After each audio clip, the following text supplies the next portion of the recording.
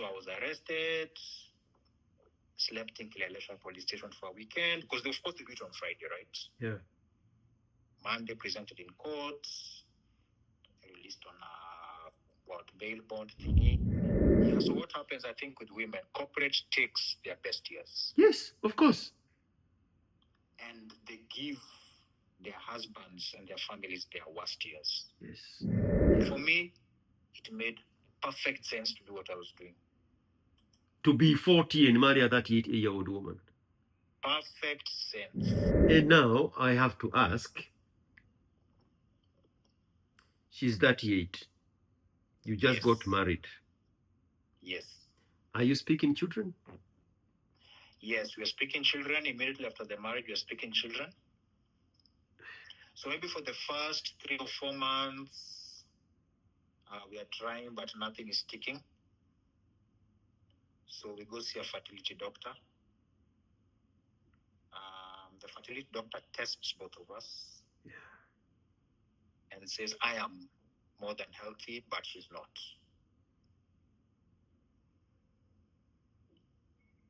Reason being, of course, is 2 factors. There's age and also scarring from not well done abortion. No way. Yes. And this when information that news is revealed, the conversation quickly shifts to adoption. She drank a dozen Tuskers because I counted the cans, and she blacked out on the couch. So when I woke up in the morning around 6, I'm finding on the couch. I had to physically carry dead weight to the bed. The house was very untidy because there were beer cans everywhere, those things. So I had to tidy up the house. Then the lady woke up around 8. She knew she had the money in her account. I didn't know. You get? My gosh. She woke up and began screaming that I'm beating her. Then in the kitchen, as she's in the bedroom, began screaming. She called a few of her friends who I didn't know she had called them. Yeah. So me, I'm seeing people at my door asking me why I'm beating her.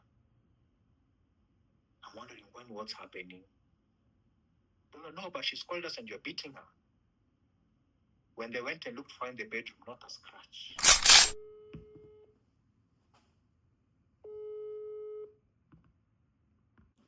Hello there. George. Yes, sir. How are you? Doing very good, man. How are you? I'm fine. Very good, very good. What's going on? Just crunching numbers, but I'm done. Oh, you're still at work? I work from home. Oh, you do work from home? Yes. Man, that's a privilege. Yeah, but I'm done for the day. Yeah. Is this where are we? Oh yeah, this is a busy tax reporting season. Well, I actually have not had a break. I've had a break the last 2 years, to be honest. Whoa. With people catching up or just new customers piling in? New clients. Yeah. Many cases. Many tax demands. Yeah. Ruto is looking for money and Kenyans are crooks.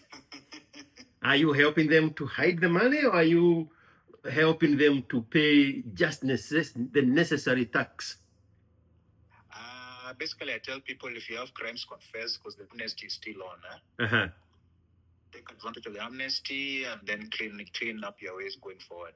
And then clean your books and stay in status. Yeah, do the right thing. Actually, it's way cheaper to do the right thing.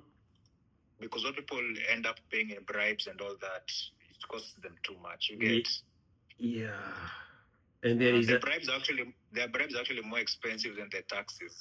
And there is an opportunity to get blackmailed by a corrupt government official with small power. Yeah, they, what they do is they send different people. They'll send this month, they'll send someone, they'll send their colleague. You Yeah. get?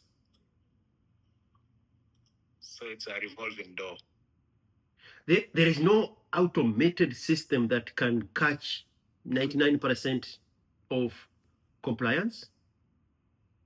They're automatic things right now. Yeah, they're really automating things. Yeah.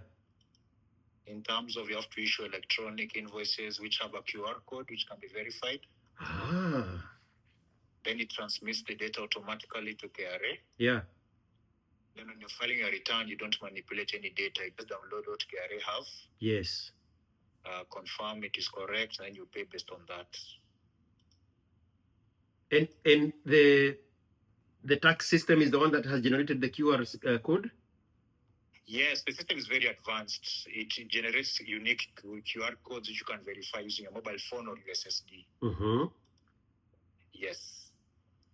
And USSD is that analog texting system? Yeah, because Yes. many people don't have smartphones. Yeah. So they can use USSD. Okay. Yes. Man. But Rwanda have been doing it. Rwanda have been doing it since 2014. Rwanda are so advanced. What you do is you don't even file a return. Yeah. You just generate a payment. You just generate a payment slip. You don't even file any return because they have all the data. You get? Yes. Whoa. So okay. But slow down. How about when you have deductibles? So the system is like this. Mm-hmm. Your suppliers are meant to issue you those invoices with the QR codes, right? Yeah. Those are the only invoices you can claim, right? Uh-huh. Then you, on your sales, you generate the invoices with your QR code. Those are the only invoices you can declare as sales. You get? Yes. And correspondingly, those are the only invoices your clients can claim. Oh, everything is very integrated. Very integrated, very cyclical, very integrated, yes. So if anything is happening that is a rebate, not rebate, a deductible or a tax break or an incentive, they are all integrated from both ends, from where it came from to where it got taken advantage of. Exactly. Wow, that is up there. That is the plan, but it's not yet 100% executed. Yes. Because there are a lot of it. Most Kenyans are in the gray economy. Yeah. So there's a lot of education that is needed. Yes. For them to accept kama mama mbogas, the small border people. Yeah. The small grocery shops where many offices buy items. The courier guy, the small courier guy you use, you get. Deliveries. Yeah. Yeah. But the big companies are 100% compliant. APL, Safaricom, the multinationals. Yeah. Those ones comply very fast. So the system has caught up with time, because when I was working at Tuskys, they used to cheat the system. We would work until half day at noon, and then we would close the tills, count the money, remove the report from the machine, and then start over. So their day would start at noon, or whichever one they were reporting was not the whole 7 to 9 p.m. that we were there. So we would cut the day in half and then start over. No, right now every invoice issued by every establishment must have the QR code. Mm-hmm. Even for me, the invoices I issue my clients have the QR code. Yes, your earnings are their expenses. Yes. And they have to expedite them on their end. Yes. And you have to report yours. And you have to report yours on your end. Yeah, they have to. Got it. So even if I try to cheat the system, my client will declare they have an expense. You get? And then it crashes with you not having reported. Yeah, it's the same thing that happens here. If I have an independent contractor and I am paying them, let's say 15,000. Yes. I have to report it because I have to give them a 1099. Okay. If they don't report it on the year end, it's going to crash with my reporting because the earnings are my expenses and have already expedited my earnings. Yes. So they are going to be flagged. Yeah. Yeah. We give them credit where it's due. Yeah. They're doing a lot of work. I mean, for a system that was last updated in 1974, the Kenyan tax system, right? The law, yes. Yeah, 1974. So they have been doing patchwork, and much of that has been done only in Uhuru days, correct? Not Uhuru, President Ruto's days. Yes. If you see the change between 2002 and now, the law is basically unrecognizable. So it's almost like 90% of the changes has happened in the last less than 3 years. Yes, because of the digital tax. Yeah. For the likes of Google, Amazon, and that was a very, very big. It's a big problem area for tax authorities globally. The withholdings. Yeah, how to tax content creators, how to tax the digital companies. Yeah. How to tax online platforms. How to tax these gig workers. All those things. Yeah. Yeah. Man, it has to be such an exciting challenge learning the learning curve together with everybody else, and when you catch up with it, then you grow into it, and then if you are the one who started from the beginning, then you are the expert because you know all the changes, you know the amendments, you know all the curves, all the new routes that have taken place ever since. It has to be such a good, exciting challenge. You have to read a lot. Hey, we read even more than lawyers. Yeah. Because you have to read that, you have to read economics, you have to read accounting. Wow. When a client can come with a tax problem and tell you, I want you also to look at my books. You get? Yeah, look at these accounts. Were they done properly? Why aren't these numbers balancing? I can't say, I only do tax. You get? Oh, their own ledger and balance sheet. Yeah. Then they ask you, how do you foresee the economy going? They ask you those questions. So you have to read a lot of stuff. Yeah? Yes. You listen to podcasts.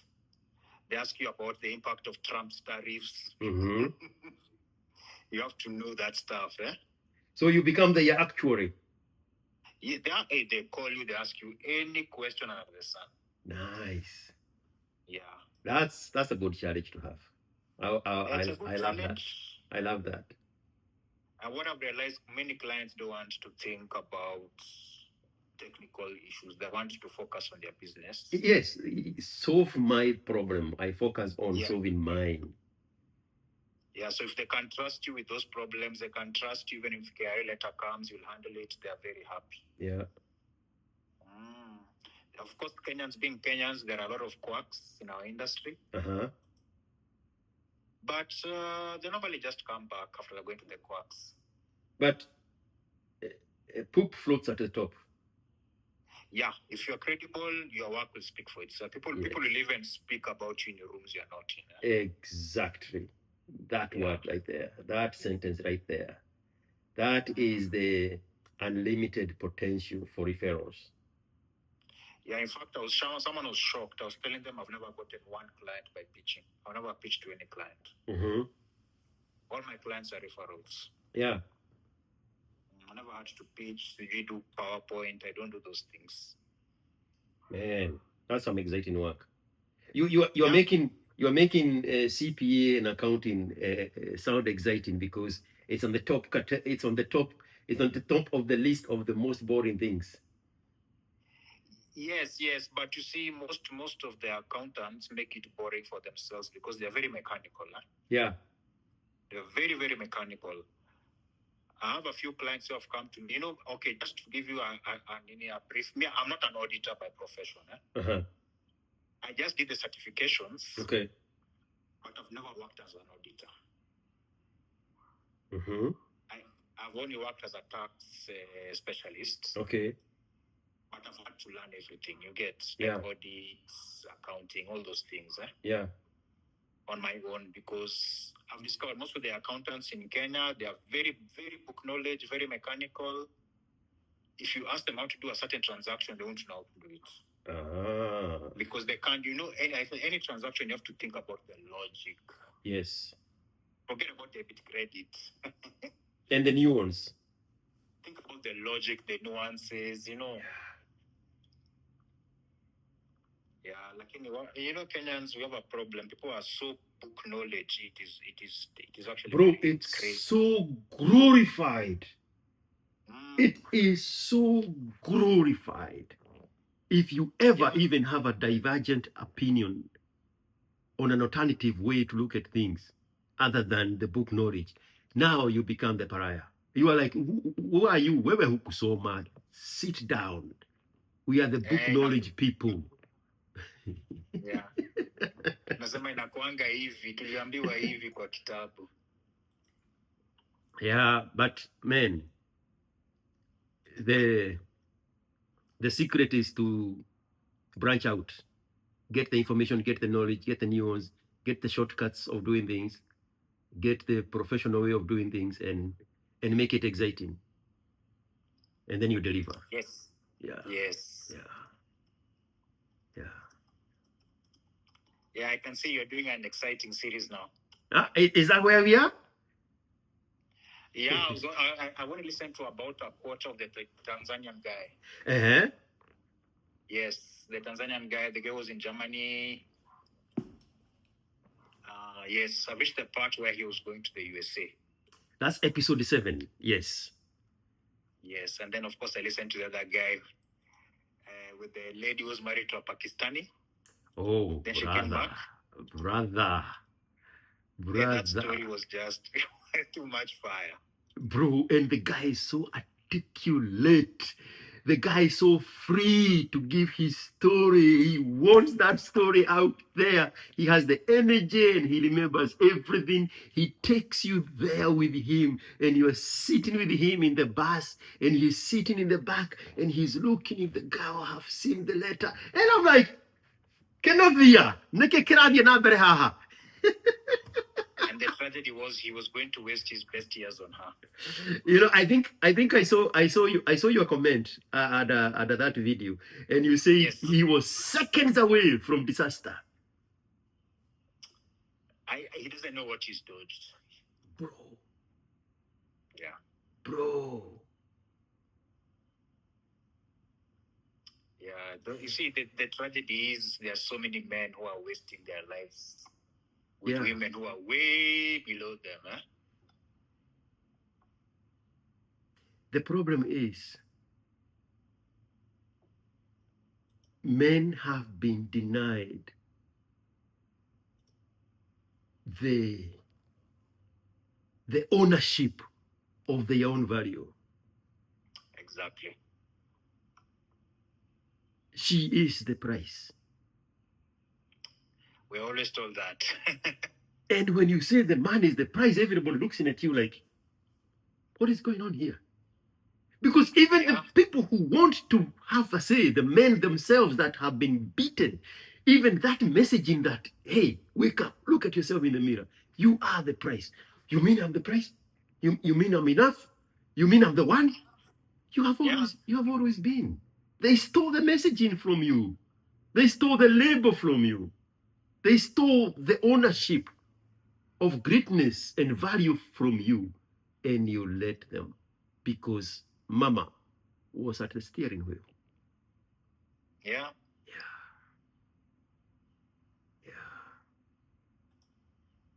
So where do you want to start? Hey. Have we not started? Yes, we have. We have actually. Sips coffee. Yes. So, where do you want to start? I think childhood is important. Childhood, the genesis of it all. Childhood background is very important. Yeah. Because it spills over into what you become as an adult. Yes. Yeah, so for me, I didn't realize I grew up very privileged. I didn't realize that. Uh-huh. Yeah, because we grew up in Kileleshwa when Kileleshwa was Kileleshwa. Yes. I went to school in Lavington. Where? Lavington Primary. It was a city council school, but very, very good. Yes. Yeah, not like nowadays. It's become a joke. You've never told us this story. Yeah, I've never told you the background. You've never said you grew up in Kileleshwa. Yes, I grew up in Kileleshwa. Holy cow. My dad used to work for the railways. Kenya Railways. Kenya Railways in a very senior management position. Yeah. Basically, he was a very sharp guy. So after A levels, he got a job immediately. Yeah. And he was the youngest of a very big family.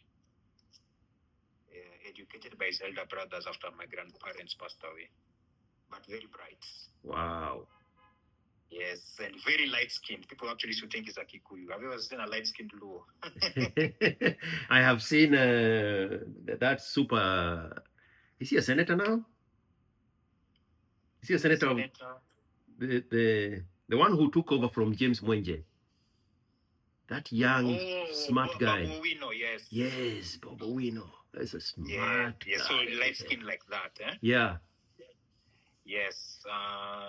So we grew up in Kileleshwa, very privileged. Of course, I didn't know it because every child around me was of the same socio-economic class, you get. Yeah. Even when I went, so my parents separated when I was 13. Okay. Yeah, so basically I found out many donkey years later when I went digging. It was my dad's cousins Mm-hmm. who interfered in their marriage. Mm-hmm. And so they caused a rift between them. They used to have very bad arguments, and my mom is actually the one who left. She left us behind too, with my dad. She left you with your dad? Yes, which was very weird. Yeah. At that point in time, it was very weird for my mother to live there. The children with the man. I beg your pardon? To leave the children with the man. Yes, actually, I asked her about it a couple of years ago. Yeah. About her logic. And she told me that there were basically two reasons. One, she could not afford to give us a lifestyle we had. So the lifestyle we had was like this. My two elder brothers were in the UK. Mm-hmm. One was in university, the other one was in high school in the UK. Wow. My elder brothers are 13 years older than me, so they are very old. Yeah. And then there was me. I was the third born. I was in class 7, class 8. Yeah. So me and my other two younger siblings were still in primary school. Yeah. So she said, one, she couldn't afford to give us a lifestyle, and secondly, which just threw me to the floor. She said at that age, children need their father more than their mother. Wow. She was very selfless. Yes. Very selfless. Very, very selfless, yes. Is it because of the era she was in, or the one she had come from? No, I think it was the era she was in. She's a very staunch Catholic, very family-oriented. Yeah. And she really believes in those traditional roles of the man is the head of the home. The children have to be under his covering. Discipline is more important than love. Yeah. You get? Yes. Well, discipline is love. Yes. Like, she's talking about this love of the other ways the single mothers show love to their kids. Yeah. That is what she was referring to. You get? Yes. Yeah, so actually I said, you are way ahead of your times. Why? That's a very selfless decision on her part, and you are forever indebted. Very indebted. In fact, the irony is, when she left, of course she left. One day she was there, one day she wasn't. She disappeared. It's like she had fallen off the face of the earth. What? Were you in lower high school? I was in class 7. Oh, in class 7, okay. So we had just closed school. Yeah. We used to come home, the three of us. Yeah. The school was walking distance. So we came from school and we found the house, there was something weird about the house. You can enter a house and there's something weird about it. Yeah. Yeah, but in the child's mind, wondering what is weird about this house. Then you notice her photos are missing. You get, eh? You go to the master bedroom, her clothes are missing. So basically, she did a forensic job in erasing herself. Yeah. Man. So that caused you can imagine that caused a lot of chaos in the family. Eh? Wow. Yes. So what I like to say now, with the benefit of hindsight, Yeah. I'll speak about myself personally because my other siblings, everyone has had a very different journey. Eh? Correct. Like for me, it's like my development froze at 13 years. You get? Yes. I never moved past 13 years. Yeah. The time I moved past 13 years, I was already 41 years.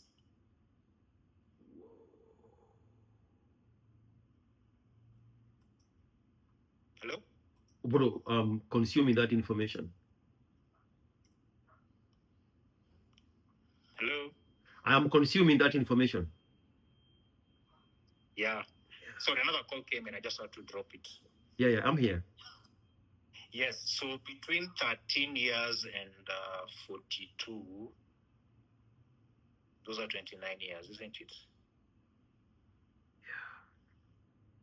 29 years. If you asked me what I was doing the time I started working, because I began working at 24 years, Yeah. and the time I left corporate, I can't tell you what I was doing. I don't have vivid memories of all those years. It's like I was just on an autopilot. Things happened to you. Life happened to you. Life happened. Yeah. I wasn't doing anything. Things were being done. And you see, it's because I didn't want to move past that point. I was very, very much afraid of what was on the other side. Yeah. Yes. Is So it? you can see an adult man, but someone who is scared of literally everything. Were you disillusioned?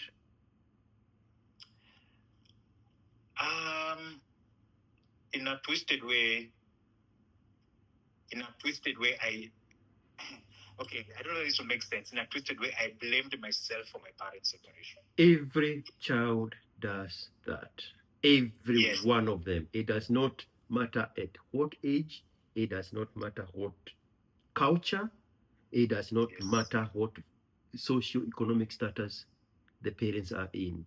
Every child does that. They internalize it for themselves. Exactly. And that's now, that internalization, you can imagine internalizing something for almost 30 years. Yeah. It destroys you completely. Yeah. Outside, you look like an adult, but inside, you're just a scared little boy. Yeah. You get? And you know, right now my mind is going back to the video that is on YouTube right now. I think it's episode 8. And there is this guy that has dated and slept with nothing but older women. And at some point, I asked him, he's 25 now. I asked him, do you have any plan? Do you by any chance have any children? He said no. I said, do you have plans to have children? He said no. It sounded very familiar because he is the child looking for mama. Yes. Yeah. So it was a very big revelation. Yeah. When I found out I'd been blaming myself, which just sounds so absurd, eh? Yeah. But the logic for that, what I was told, is because the children tend to idolize their parents. Yes. When something happens like that, they can't believe their parents can do something that hurts them. You get? There are other human beings, and then there are parents. And the parents are pure, godly creatures. Yes. And when that image is disturbed, like disturbing still water. Yes. It messes up with everything. You're like, maybe these people are humans? Exactly. They have never been humans to me. These are super beings. Yeah. Yeah. Yeah. But liberation was when I was able to see them as any other couple, Yeah. any other married couple with their troubles. Mm-hmm. I was able then even to humanize and appreciate them better. Yes. My parents. Yeah. And at what stage is this happening? All this stuff was happening in 2020 after I left the marriage. And how old are you? How old are you at the time? How old are you at the time? I was 42. Right after you came out of this disillusionment, this whirlpool cycle of lostlessness. Yes, but part of the process of finding myself is I had to get rid of all these useless things that I attach myself to. Yeah. The job, the career, you get. Yeah. Yeah, even the marriage, I decided that thing it's useless in my life. I don't care. I have to leave. Huh? Yeah. Yeah. So let's stay on this black hole period of 29 years. Yes. Nothing happened. Nothing. Yeah, nothing happened. I went to school, A students. That wasn't too difficult for me. Yeah. I went to university, got just below first class honors. Dad's brains kicked in. Yes, got a job in the Big Four audit firm. Have you frozen your sperms? No. You got a job where? Hey, I was just thinking about those super genes, bro. You can't just get lost. I got a job at one of the Big Four audit firms, Deloitte. No way. Yeah, I got a job at Deloitte. Deloitte is probably number one auditing company in the world. Yeah, I think they're top now in Yes. terms of revenues globally. Yes. They compete. Yeah. Do they do the same thing with PwC? Yeah, so the Big Four is Deloitte, PwC, KPMG, and Ernst & Young. Yeah? Yes. Those are the four biggest consulting firms in the world. You worked at Deloitte. Yes, so Deloitte and PwC always compete. Number one, number two. They always exchange the positions. Yeah. Yeah, but in Kenya, PwC is the biggest and Deloitte. Yes, because they were there first, so they cemented the market share. Yeah, so yeah, Deloitte. Then after that, worked in the energy sector. Yeah. Then I went to Tanzania to work for a logistics company which used to transport the heavy mining equipment. Uh-huh. And then I came back to Kenya. Mm-hmm. My last job was at Unilever. This is after they had acquired East Africa Limited. East Africa Industries. East Africa Industries, yes. It was rebranded to Unilever. Yes. That was my last formal employment. Yeah. Yeah, but of course the plan was to rise the ranks. But by the time I got to Unilever, I knew there was something wrong with me. And how old were you at the time? Beg your pardon? Or rather, how long did you work at East Africa Industries? About 3.5, 4 years. So 38, 39, 40-ish, right there. Yeah, about 40-ish. I'm asking you that because now, incoming your wife. Exactly. Yes. So at Unilever, I joined. Then, yeah, I joined. I had a very, it was a powerful role. Mm-hmm. Basically, the incumbent had left, but the role had been vacant for a few months, so they had struggled. Yeah. So I was coming in to clean house. Yeah. And also just to advise the business for future. Yeah. Yeah, so I spent a lot of responsibility, a lot of freedom. Yeah. To do it how I know best. Yes. Yeah, so it was very. Of course, it's a huge organization. You're thrown in the deep end. But I think for me, being thrown in the deep end was something I was very used to. Uh-huh. Yeah, then I think a few months later, my boss at that point in time was meant to evaluate some projects, because what Unilever used to do, they do a lot of CSR. Okay. So they had invited people to submit projects. Yeah. So they're evaluated on a broad range of criteria. One Yeah. of them is financial. Yeah. So my boss was allocated some projects, he delegated to me. And one was for the lady. Uh-huh. Oh, dearest. Uh-huh. So what happened was I got a proposal, looked at it, worked the numbers, and I had a few questions. We arranged an online meeting. And then she said, let's have a physical meeting. Because Uh-huh. some things were crossing, the lines were getting crossed, the Yeah. online meeting. Mm-hmm. Yeah. And- then, so they used to have this open, it was an open plan office. Yeah. You could sit anywhere. Okay. No one had an office, even the CEO didn't have an office. Yeah. So when you're meeting people, you're meeting in an open space. Correct. Then, of course, the way girls come, oh, who are you? You're new, blah, blah, blah. Yeah, I know she's a nice lady, blah, blah, blah. Those kuchochochocha. Yeah. And of course, Kinudia being Kinudia. You get Kinodiarized. Yeah, he's building castles in his head. Yeah, so that was about May 2017 when we met. Yeah. Yes. So you're now 40. Yes. Yeah. Yeah, now 40. Of course, you heard the story of her auntie coincidentally living next to me. Where you used to stay? Yes, for the benefits, yes, of rehashing the story, where I used to stay. I'd stayed there for about 8 years. Uh-huh. So one day she tells me that her cousin, her auntie's daughter, is having a birthday party. And she'd like me to join. Uh-huh. I say, okay, where does your auntie live? I said, my auntie lives on this street, blah, blah, blah. Then I said, okay, that's just around the corner from where I live. Uh-huh. I didn't think about it then.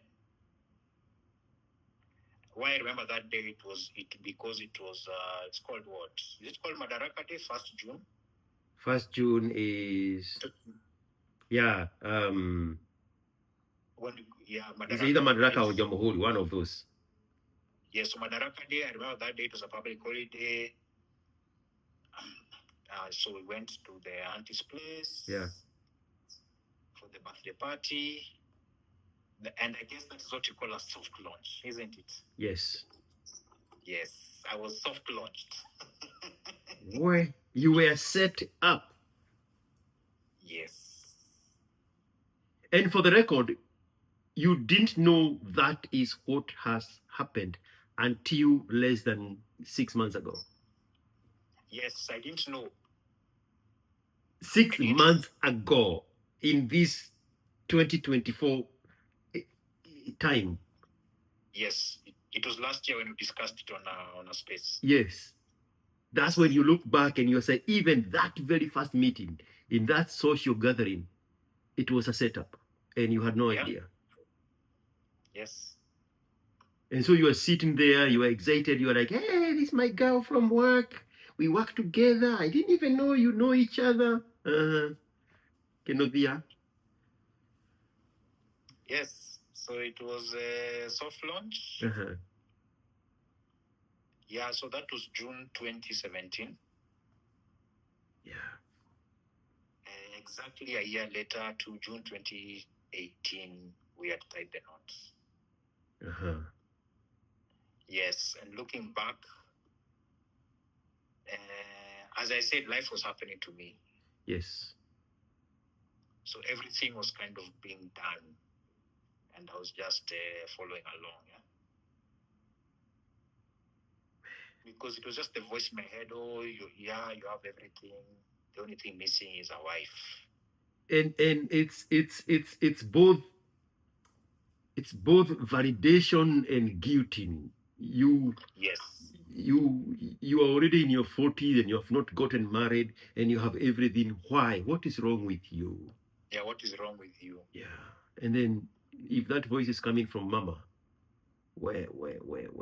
You wake up at 3 o'clock in the morning with a dream that you you obeyed mother's voice and you got married in a white wedding.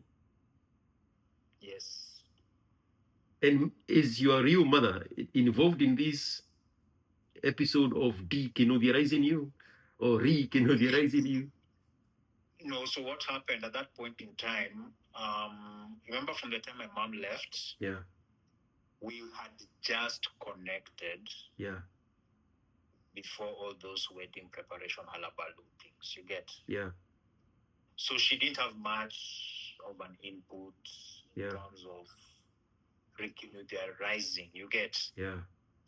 Yeah, because she was just come back into my life. She didn't know my headspace. She didn't even know you. She didn't even know me. Yeah, Yes. yeah. So all this noise was coming from, of course, the corporate ladies around me, the people who are my friends at that point in time. Yeah.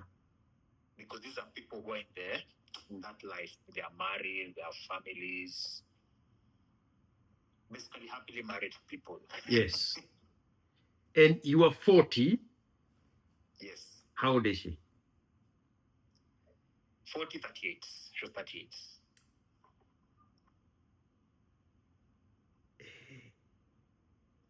Are you falling off or you're back on your seat?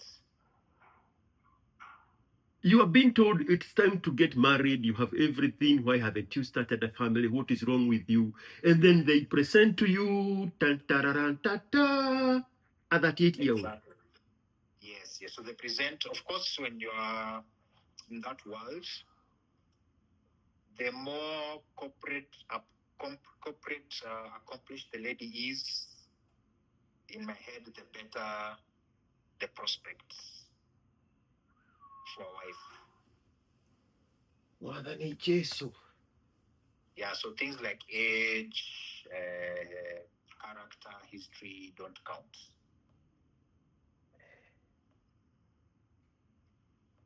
If you look back, right? Uh-huh.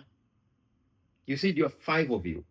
2 big brothers, you and 2 younger ones. Yes. 5 of you. Yes. By the time your mother was 38, Uh-huh. she probably had all of you. All of us were in existence. At 38, she already had 5 children. Yes. So you are marrying your mother.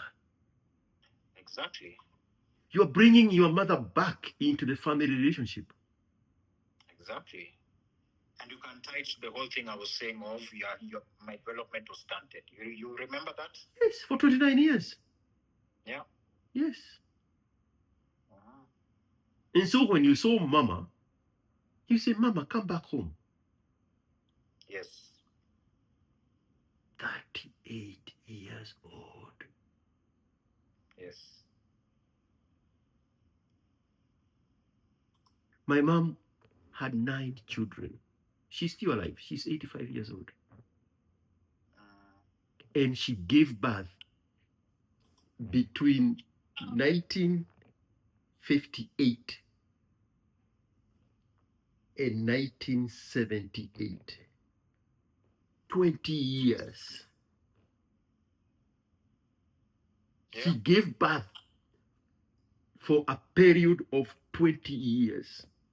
She was pregnant for 20 years. And she was younger than 38 the entire time.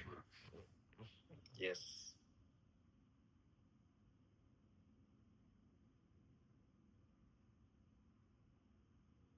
Yes. So yeah, it was just a natural progression.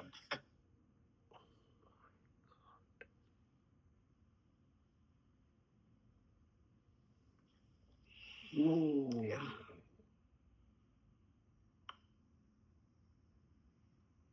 Yes. So yeah, the wedding happened. But I think now that was the trigger for things to change on my part. How so? Because a lot of things weren't making sense. So In the mix of all this activation of your kenodia, on the other side, you are waking up. Yes, I was having a very, very big internal battle. Because remember, I said I knew there was something very wrong with my life. Yeah. But I didn't know how to call that feeling. It was just a feeling of I'm living below my potential. A feeling of I am pretending for the world to please people. Yeah. I have this nice title. I'm rising, but it was very meaningless. The rising in the career was actually very effortless, if I may say. You get? Yeah, because you have leaned into it. You found your passion and your purpose. I mean, and your talent. You matched your talent with your passion. You love doing what you are doing.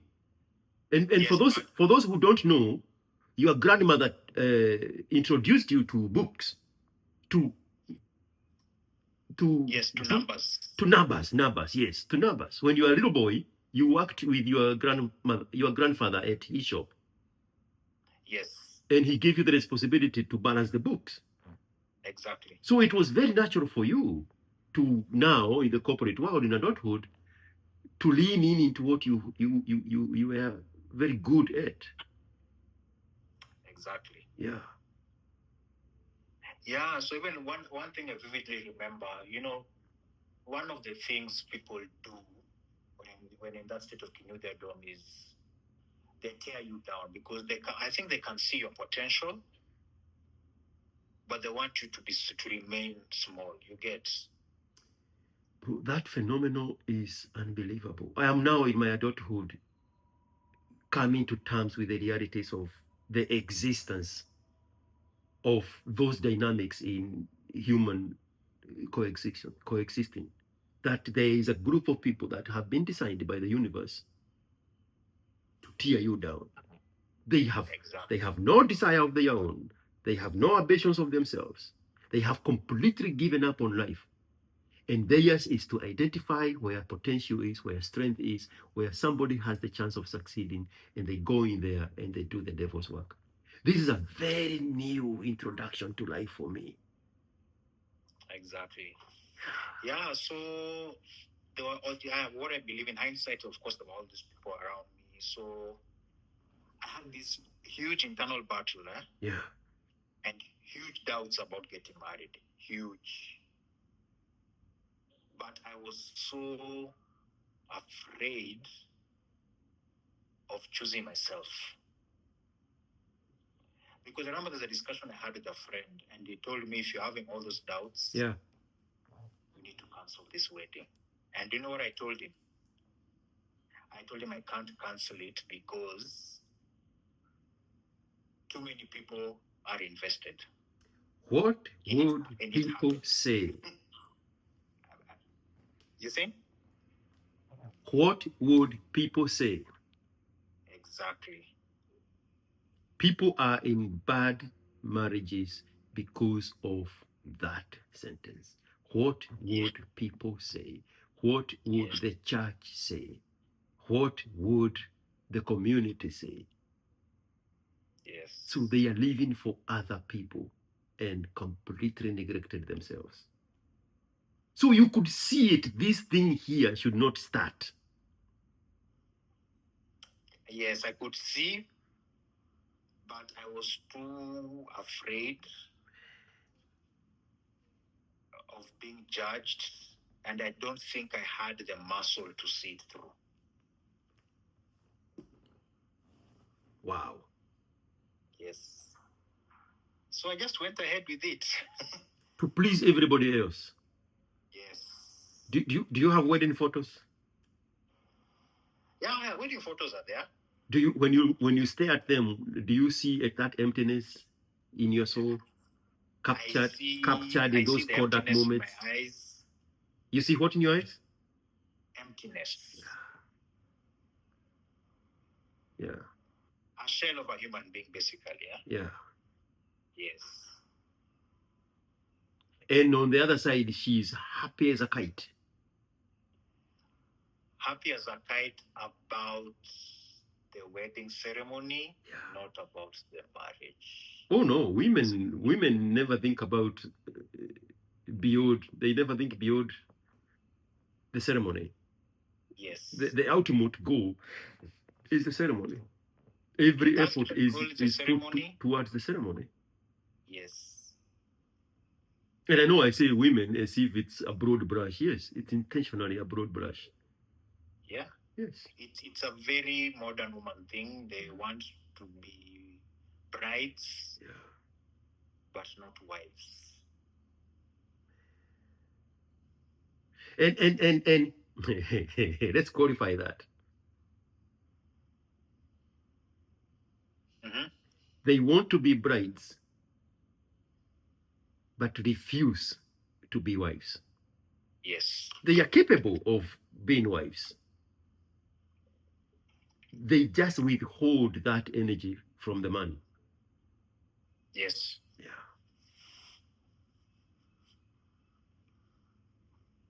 So you are there, throwing the tail end of the white wedding dress on your shoulders for the pictures. Yes, everything. But hey, bro, that day, I almost even never went to the church. So you are wrestling with this thing all the way to the finishing line. To the last moment, that struggle, that internal struggle. Turmoil. Turmoil. But I wasn't ready. I needed to get into that place. Remember that time I was still in corporate. Yeah. And she's working with you in the same place. Yes. So you also owe allegiance to the workmates. I owe allegiance to my colleagues. I owe allegiance to family. I owe allegiance to friends. Yeah, it was a whole network. And you also want to prove to mama that you have grown. You are a big boy now. Yeah, I'm a big boy now. I'm a mature citizen.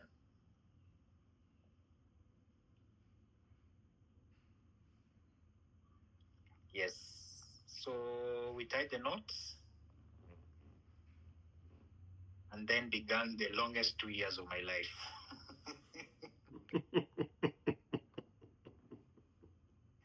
The longest and most tumultuous 2 years of my life. Wow. Yeah. So you see that turmoil I had, that turmoil never left. Yeah. And I think she could see it.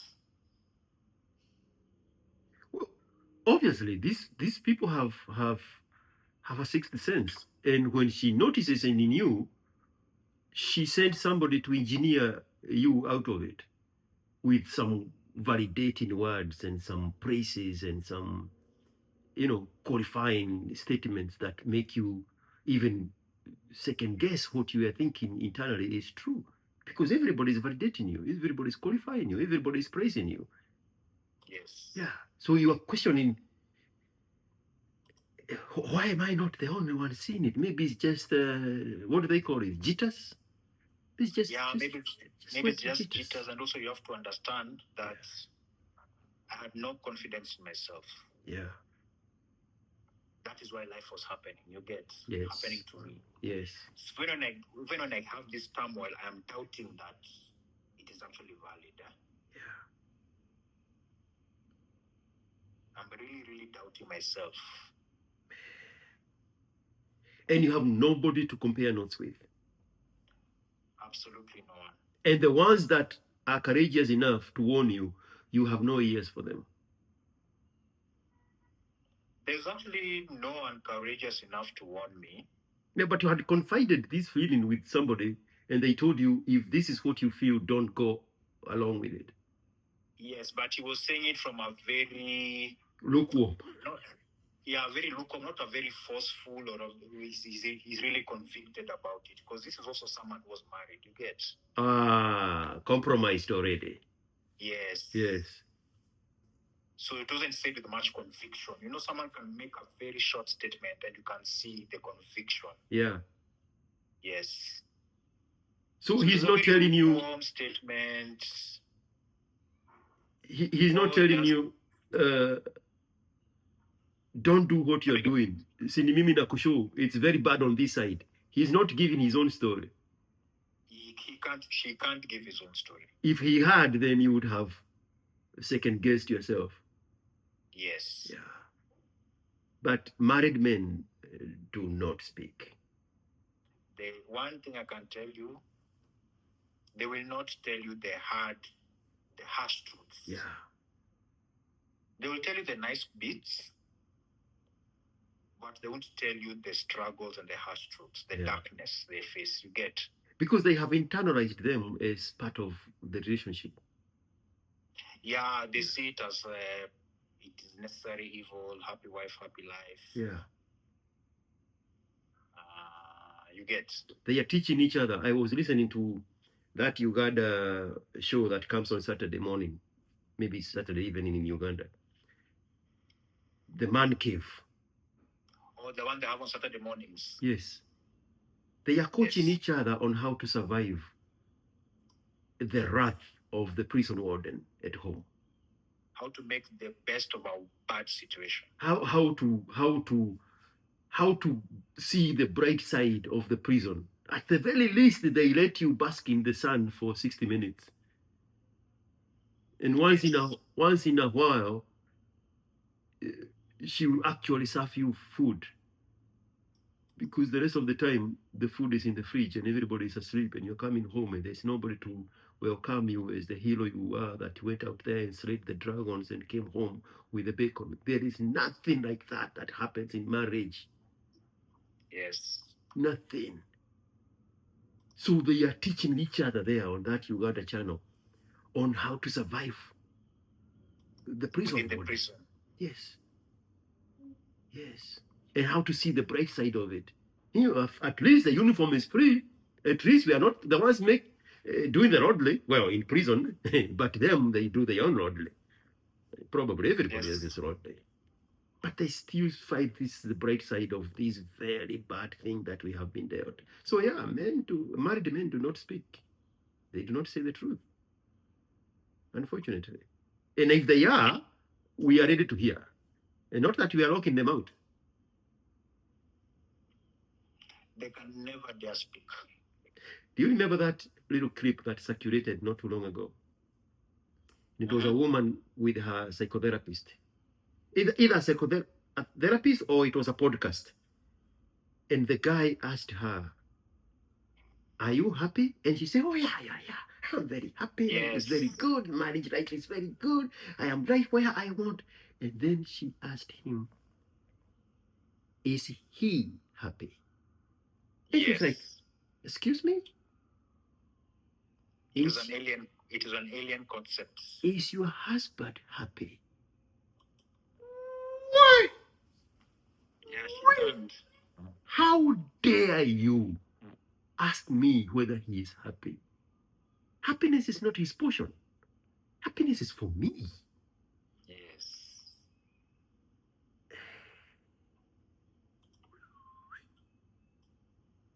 So you are there. You say 2 years or the worst 2 years of your life. So you begin the day after the honeymoon. Reality checks in. Actually, during the day of the wedding in the evening, reality checks in. The question is, what have you just done? Yeah, but again, as I said, what have I just done? My mind is so clouded. I don't even know what to do. Yeah. Yes, so I just again play along. Color within the lines, be a good boy, don't upset the apple cart. Yeah. Yeah. But that turmoil becomes worse.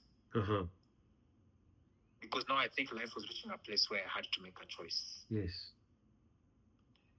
Choose myself for the first time in almost 30 years. Okay, I can't say 30 years or whatever because as 13-year-old, I'm a kid. I don't know anything. Yeah. So as an adult, for the first time in my life as an adult, choose myself or the next, depending on my life, 60 years Mm-hmm. or 50 years, live in mediocrity. I Yes. remember that So- moment of reckoning for myself. Yes. It's the one Elon Musk calls, "We have come to the fork of the road." Yes. Yeah. A fork in the road. Now, I believe now life conspired to force me to make decisions. Mm-hmm. So there's something I will tell you which I've never told anyone Yeah. in these spaces. In March of 2019 March. Okay. 1 year, a few months into your marriage. Yes. Mm-hmm. I was just in the office. It was a very laid back Friday. You know, those Fridays where you incorporate and not doing much. You get, Mm-hmm. You go for a nice lunch. You come back to the office late. Then, as I'm sitting on my desk, the head of PR comes to my desk. Mm-hmm. And she tells me, there's some policemen here. And there's some police officers from DCI here in the office. And they want to see you. So I'm marching DCI. I know the lady's a lawyer by profession. Mm-hmm. Yeah, so she tells me there are police officers here. Don't panic, be very calm, I'll be with you. Don't say anything. Yeah. You get? Yeah. So she accompanies me to the boardroom. So there were how many? There were 3 officers. Yeah. And the legal director was also there. Then the officers say, we're here to arrest me, because there's a fraud committed at a bank and 8 million shillings was lost. And this fraud was done by a company in which you're a director. So I am shocked. So they say, we can't give you much details here. We'd like you to accompany us to the Central Bank of Kenya, because it's a bank fraud. It's handled by the Central Bank. bank fraud unit. Yeah. So the legal director instructs the security manager to accompany me to CBK. Yeah. They were very professional actual officers. They didn't handcuff me or anything or harass me. Yeah, so when we went to go to the offices, they showed me some documents. Indeed, there was a company which had been incorporated in 2015. Mm-hmm. All the documents had my name, Mm-hmm. but the signatures on the documents were forgeries. Okay. The only dot I could join, the company's address for incorporation was listed, and this address looked familiar. Yeah. When I thought about it, that address belongs to to a gentleman who had been my colleague at Deloitte. So in my head, I joined the dots. When I left Deloitte, me and 3 other colleagues had formed a company to do consultancy work. You get? Yeah. But shortly after, 3 of them left the country Yeah. to pursue other opportunities. Yeah. I was the only one left in Kenya, but I was too busy with my work. The company remained dormant. Yeah. So what this guy had done is he had lifted my signature, and he had also taken my copy of my ID and and incorporated another company. Put me and another one of my colleagues as shareholders, directors. Yeah. Forged our signatures, and his brother was the CEO of the bank. The company now did the fraudulent transaction. You get? 8 million. 8.8. They did a fraud. They did a tender. They won the tender. They didn't supply the goods. They were paid. Okay. They opened a bank account in the name of the company. They were paid. They removed all the money. Yeah. They showed me the bank mandates, everything. The weird thing on the bank mandates, and allegedly the one opened the bank account, but I had given him the power of attorney over the account. You get? Whoa. But the signatures, all the details were mine, but the signatures were forgeries. Yeah. But the police said the DPP has his eyes on this case. He said someone must go down for this case, and it is you. Me, that is. Yeah. The other director, she wasn't in Kenya. She was working outside the country. Yeah. That was March 2019. 19 February. Yes. So I was arrested, slept in Kileleshwa police station for a weekend, because they were supposed to do it on Friday, right? Yeah. Monday presented in court, released on a bail bond thingy. Now, when I had to wake up after that, I was the calmest person in the room throughout that whole process. In fact, my whole family were very shocked of how calm I was. Yeah. Because I was beginning to wake up. Yeah.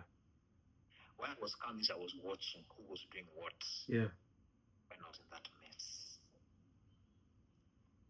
The wife was nowhere to be seen. The people who handled the whole process of getting me out were my siblings. That was the first light bulb for me. You get? Yep. Aha. Then when I went back home after that, her behavior changed. She started saying, "Oh, you've been hiding money from me. You committed a fraud. You have 8 million in the bank." She knew that was a lie because the DCI had audited my bank statements from when I began working. More than 10 years. Yeah. The only incomes were salary and investment income, dividends, those things. Yeah. Those are very clear paper trail on anything. The fact they said your accounts are so clean. Yeah. There's no money that you've gotten outside. We know you are innocent. Your friend set you up, but we had instructions to prosecute. So she turned on me. Now, corporates don't like such things. Oh, yeah. They don't like controversies. Now, even my boss went on the warpath. That was March. Yeah. I had reached a state where I said I have to start making very tough decisions. In May, I resigned. I woke up one day, resigned, laptop handed in, everything. I had done very good handover notes. When Unilever is a company which is incorporated in the EU, the head office is in the Netherlands, right? Yeah. The Netherlands are very tough about information and data security. Yeah. I wrote to the head office in Rotterdam and told them, I want my boss to have access to all my emails. Yeah. When people used to resign, the email accounts used to be deleted. Mine was the first time even IT said someone email has been approved for other people to access, because I said my email has got so much history. I can give you all the files, but there's history in my mailbox. You get? They were shocked at how professional I was, because they had really begun hounding me, all those things. Yeah. I decided to walk. They gave me a certificate of service. They paid me off and I left. Wow. 2 big shocks happened in 2 months. But the good thing about resigning is now I had time to think. And everything now is in very clear perspective. You are struggling on this side, and she is not only withholding help to get you out, she is waiting for you at home to accuse you of hiding money from her. Exactly. She's not your ally. Yes. She knew it wasn't true. She's doing this intentionally. Yes, everyone knew my character. One thing I've been known for, and I credit this to my parents, is integrity. Always, my mom used to tell me, always say the truth. When my dad passed away in 2002, one of his last words to me, he told me, never take anyone else's money, never tell lies. Those are the words he told me. Yeah. And I lived by those words. Even in my weak Kinudianess, I was always known, when I make mistakes, I'll own up to those mistakes. Yeah. I will do my best to correct those mistakes. Yeah. And I will not take shortcuts. She knew it wasn't true. Yeah. But she accused me because she had something to beat me with. Yes. But I didn't care about all the things that were being said. For me, it's like I was getting out of a dark place. You get? Yeah. So I resigned. I formed the company I'm working under now. For 3 months, no clients. Because I was still approaching things with an employee mindset. Mm-hmm. But the 3 months were also a blessing in disguise because I had time to just rest and do nothing. Yeah. But I was just watching everyone. So you have two problems. You have a case and if you've left corporate, all your friends will desert you. They will say, oh, he was kicked out because of this, he stole money. I was just listening, not reacting to anything. Yeah. All your friends desert you. But for me, I was okay with it. And you know, when those kind of things happen, and we see a lot of that on social media, if you confront somebody with that information they are spreading around, the only thing they have to say is, oh no, that's just what I heard. Exactly. Man, that statement absorbs them from any accountability. Yes. And keep the damage intact, because that was the intention. Yes. So for me, I was just very quiet. Yeah. Yeah, so that was around May 2019. I've resigned. Up to October, there's no business. And then October, like this, I get a client, an oil company. Mm-hmm. They tell me, we want you to be our in-house finance person for a few months because our finance people need training, you know. Yeah. But yeah, the guy was very nice. He told me, you can be based in my office. You can use my office as your base. I know we won't utilize you 100%, but we want you to be in the office. Yeah. In case we need you, but you can do your own hours. Yeah. Yeah. Yeah. So I used to just use that office space now to just set up structures slowly. You get? Yeah. Mining my contact list like this. He referred me to a couple of his people, and that's how my business started. Yeah. So that also gave me a lot of confidence. Yeah. That I've been doubted by everyone. No one was no one was picking my calls. But these total strangers are having faith in me. You get? Yes. And the home base Now, is against you. Yes. Now, what is better than total strangers who you don't know having faith in you? Nothing else beats that. I know. Yeah. So now that's building my confidence. And how is home base? What is happening at home at this time? War upon war. When I look back, the war was to cut me down because I was growing. Yes. You are waking up. I was waking up. Yes. I was no longer arguing. Yeah. There's a day I told her, from today, you have won all arguments. Uh-huh.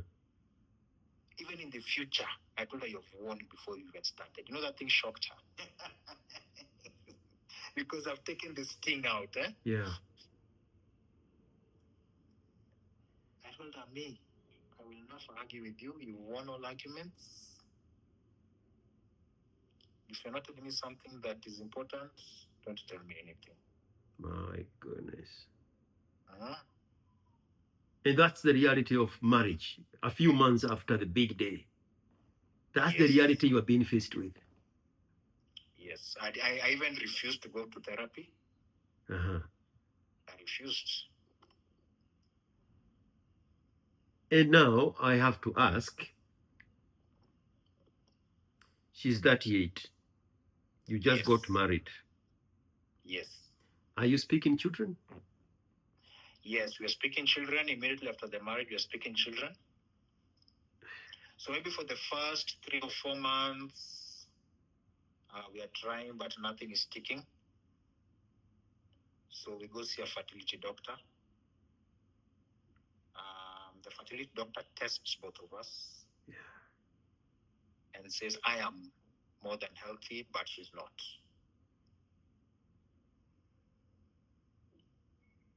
Reason being, of course, is 2 factors: is age and also scarring from not well done abortion. No way. Yes. And And this when that information. news is revealed, the conversation quickly shifts to adoption. So, wait. This information is being reviewed as you sit on the couch, the both of you. By the doctor. Yeah. And you're holding hands, waiting for the information. Honey, the doctor is here. Yes. And as soon as she gets her results, now you were saying? As soon as she gets the results, of course, she knows the part now for conceiving naturally is no longer viable. Now, the other option presented as being viable is adoption.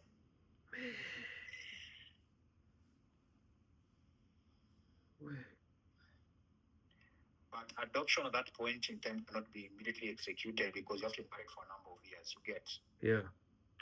We So did qualify. it's been discussed as a possibility. Yes. You are a healthy, vibrant man with active swimmers. But now you have to conform to this broken, empty shell of an ostrich egg. Yes. Why? I have to suffer the consequences of something that was not of my doing. Why? But you are told this is there. Is this the for worst part? By whom? By whom?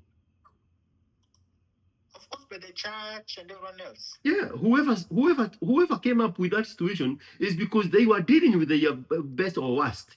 That's not my portion. That's their portion. Yes. But of course, you're told you have to deal with that. You guys are one. Support each other. You get. Yeah, but where was her support when the DCI came after you? She turned it as an exploitable vulnerability on your part. Yes. That one is quickly forgotten. Yeah. But the other side is broadcast. You do not have a chance to turn something bad into something ugly. No, I don't have that chance. That one is not allowed. As a married man, you have to toe the line. You are of a lesser God. Yes. Mimi nimekataa. Not me. So you are there sitting there, all 6 foot Kenovia of you, discussing adoption. And you are being told that you need to serve marriage how many more years? This is madness. I believe they said you have to be married, was it maybe 3 or 4 years? Yeah. For you to even be considered. And then there are a few other things they have to look at. Your temperament. Are you? The Are you? temperament, the home environment, the size of the home, all those things. Yeah. Yes. Hapana mimi. Mimi Yeah. hapana. Where? Yeah, so yeah, I mean that was just one of those things. I wouldn't even say that I gave that issue of the child much thought, because for me, I was dealing with bigger fish. Yes. Yeah. I wasn't too concerned about that. But they are throwing this new alternative here so that you don't dwell on this scarred uterus. Yes. This is smoke screen. Yes. And she had never in her life disclosed any of those things. Nope. But you got her at that age, and you expected her to be the younger sister to marry Virgin Mary. Sidio?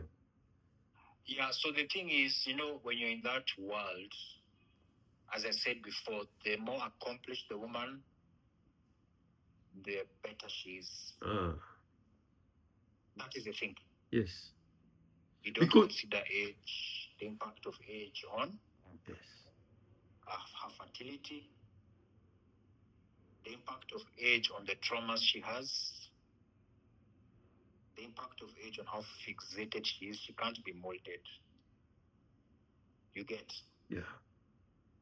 All those things are not considered. Because this is what happens, right? Uh-huh. There is the youth, there is the fertility, there is malleability.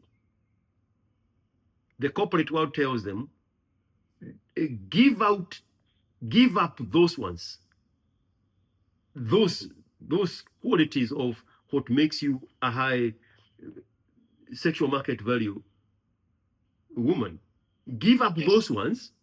Come waste your youth with us, and we will give you alternatives, which is now what you are counting. We'll give you alternatives of this, that you are now a corporate woman. You have climbed up the ladder. You are earning, and in most cases also out earning the man. Yes. You are strong, independent, black woman. Yeah, so what happens, I think, with women, corporate takes their best years. Yes, of course. And they give their husbands and their families their worst years. Yes. So corporate indeed is the person they really submit to. You get? Yes. Yes. Yes. I mean, what is the role of a woman in a relationship? To follow, to honor, to respect, and obey the man. Yeah. She does all those things to the husband, the corporate. Exactly. And she denies you all those things because they are being expedited somewhere else. Yeah. And when the corporate has no more use for her, because they want her when she's young and attractive and vibrant and energetic, when she hits the wall, they are like, we are going a different direction. And then they throw her to you. To who? To who? To me. Now to bear that burden. But in that world, you don't see it like that. Never. It is virtually impossible. I wish I could describe how my mindset was then. Yeah. And when I woke up. Yeah. For me, it made perfect sense to do what I was doing. To be 40 and marry a 38-year-old woman. Perfect sense. Because not only was I doing it, I had seen all my classmates do it. Don't forget that. Very few of my classmates who are females married young. And when I say young, under 24. Yeah. Or even I can stretch it under 30. You get? Yeah. Most of them got married quite late. I know a few who had multiple miscarriages because of fertility issues or even stress. Because the uterus is so thin, the fetus cannot stick. Can't stick. And those are the conversations that have been shut from ever seeing the light of day. Because now they have the labels, women shaming, misogynist, Yes. chauvinist, women haters. So those conversations get buried. And it's by design by the corporate, because they don't want their prime candidate shamed out there.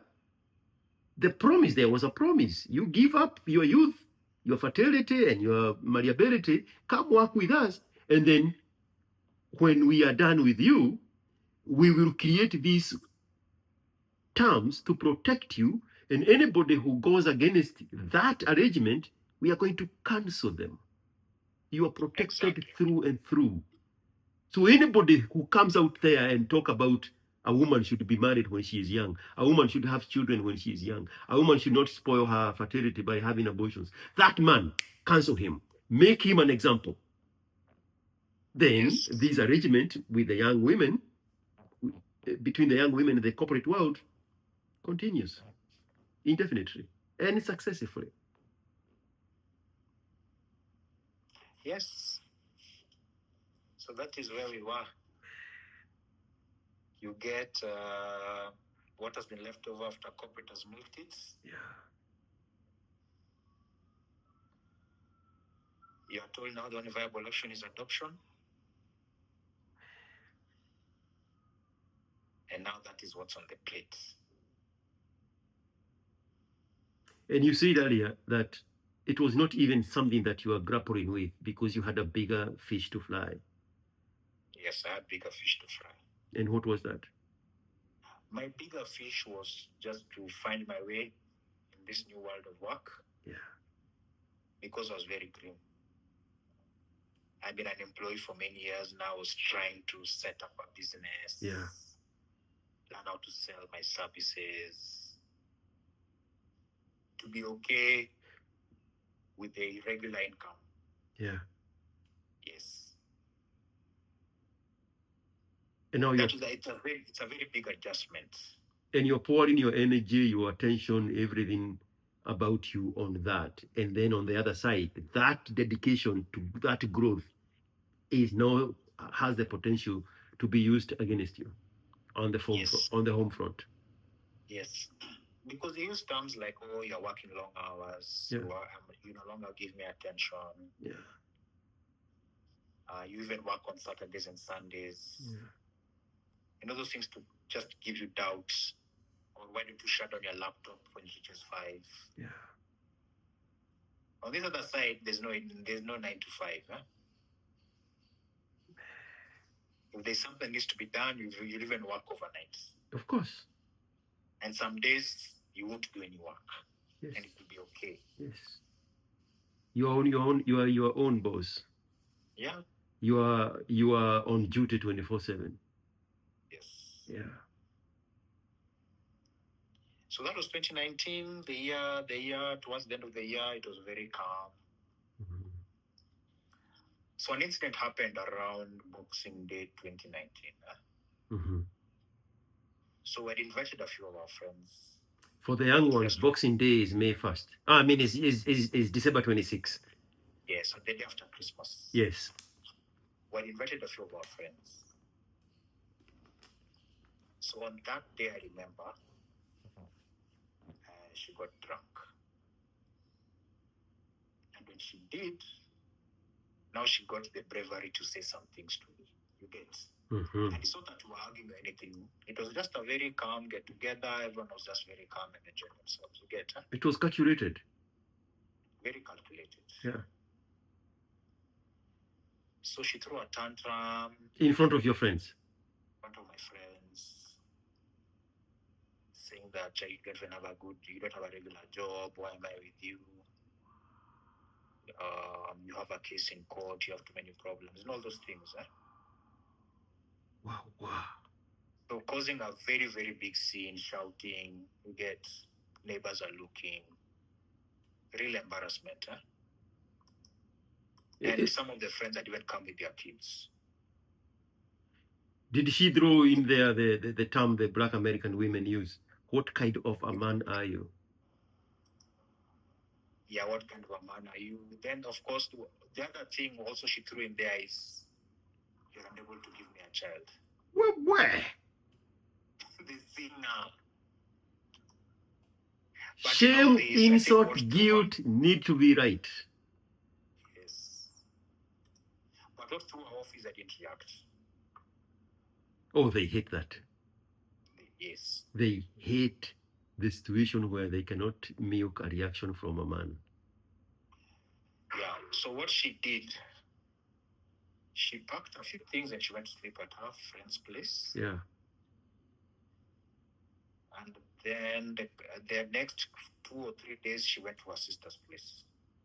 Mm-hmm. All those days, 3 or 4 days, I didn't call her. I didn't look for her.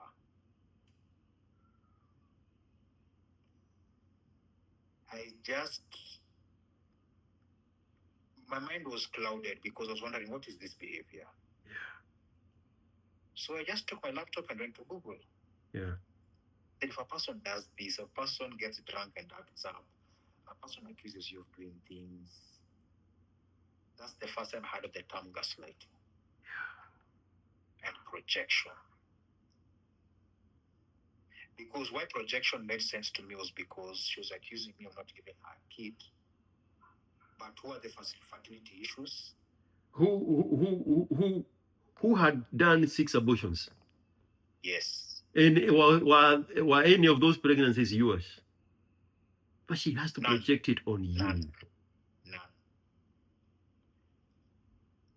So that's when I realized there's this thing of people accusing you of what they are doing. Yeah. You get? Yeah.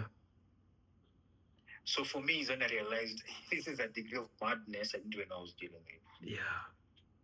Yes. So she came back on 31st, I remember, because it was New Year's Eve. Uh-huh. Crawling, apologizing. Me, I just looked at her and just shrugged my shoulders. Because you still keeping your promise that she has won all arguments. Yes. The present and the future. The present and the future.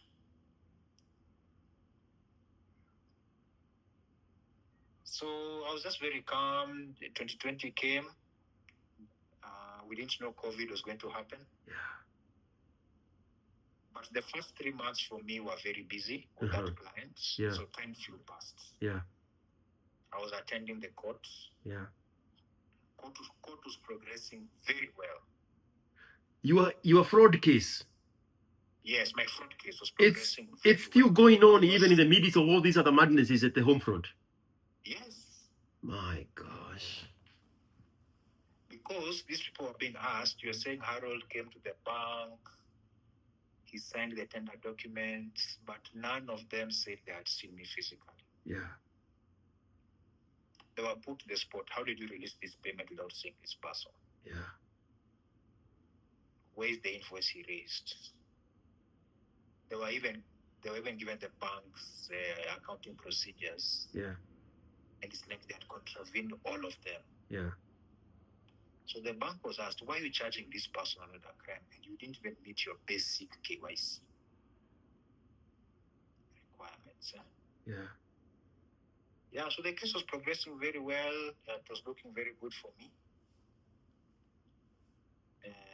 Then, of course, the COVID shutdown happened. So the first 3 months were very uneventful.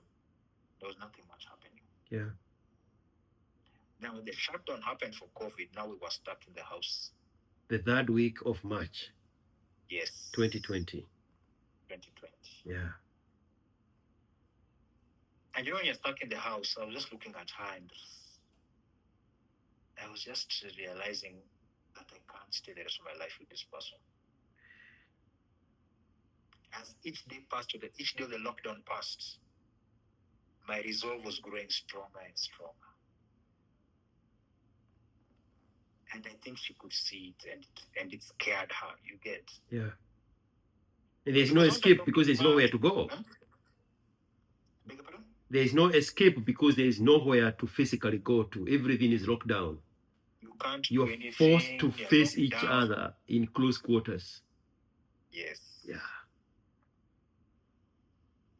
Yeah, but that lockdown began in mid-March. Yeah. April came and went. Now, on the 5th of May, On the 4th of May, I paid all the bills for May. Uh-huh. Because after I left formal employment, I was still paying all the bills. Yeah. Because I'd saved up money, and of course, the client was paying me. Yeah. So on the 4th of May, I paid everything. Yeah. And I remained with just enough to tide us over. Uh-huh. Because I knew the cash cycle. Yeah. Coincidentally, you remember I told her she used to apply for these grants. Mm-hmm. Coincidentally,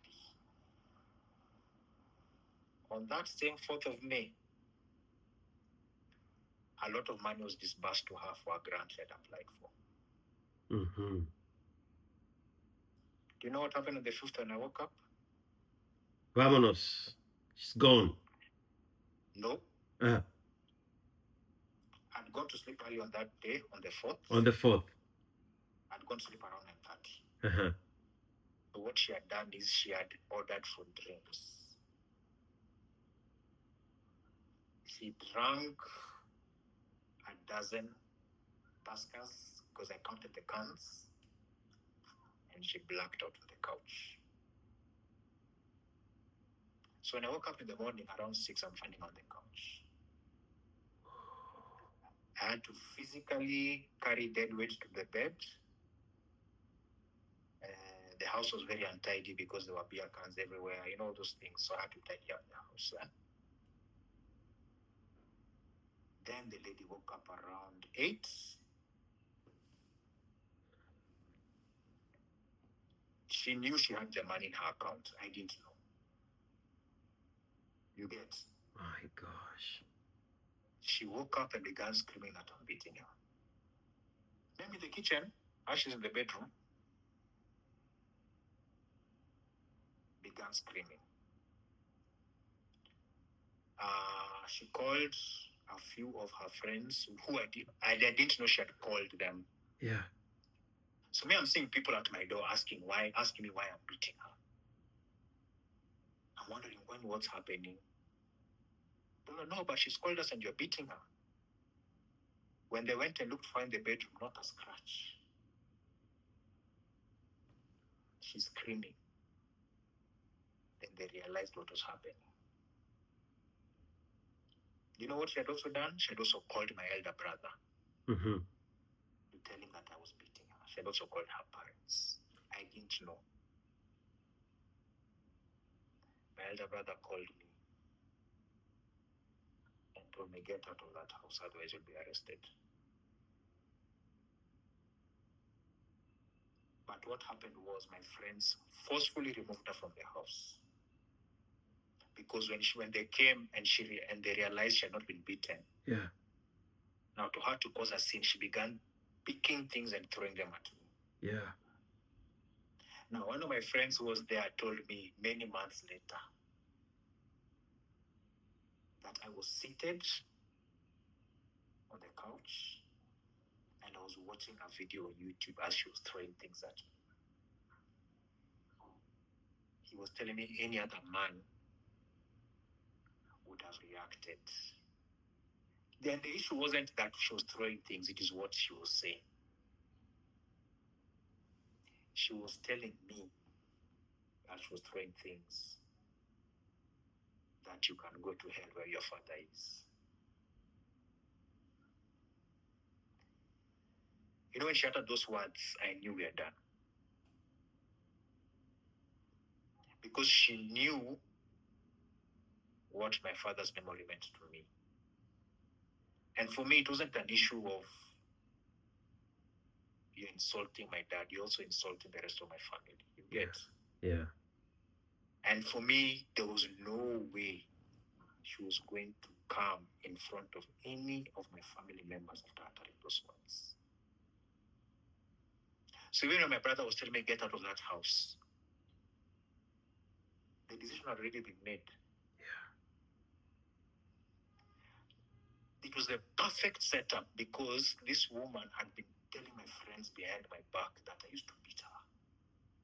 So she hoped to provoke me to catch me in the act.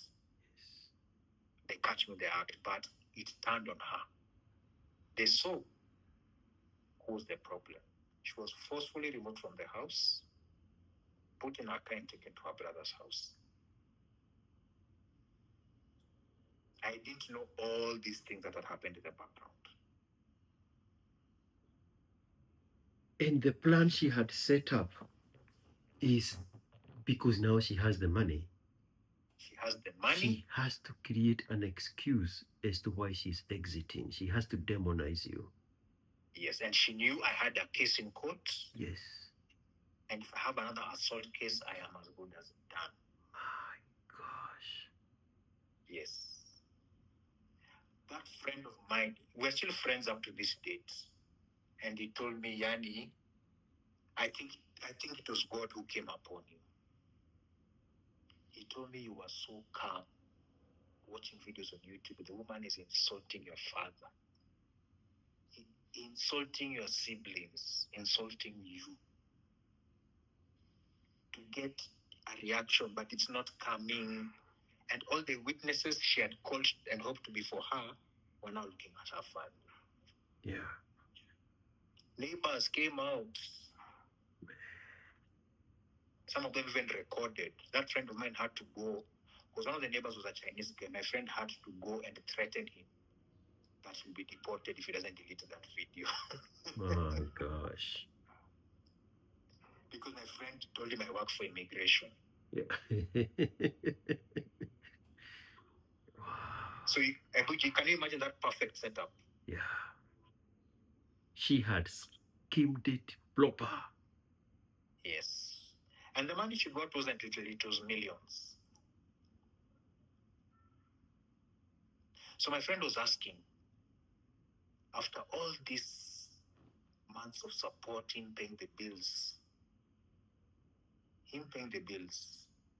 he asked her, you've gotten these millions and now he's nothing to you? She said, yes.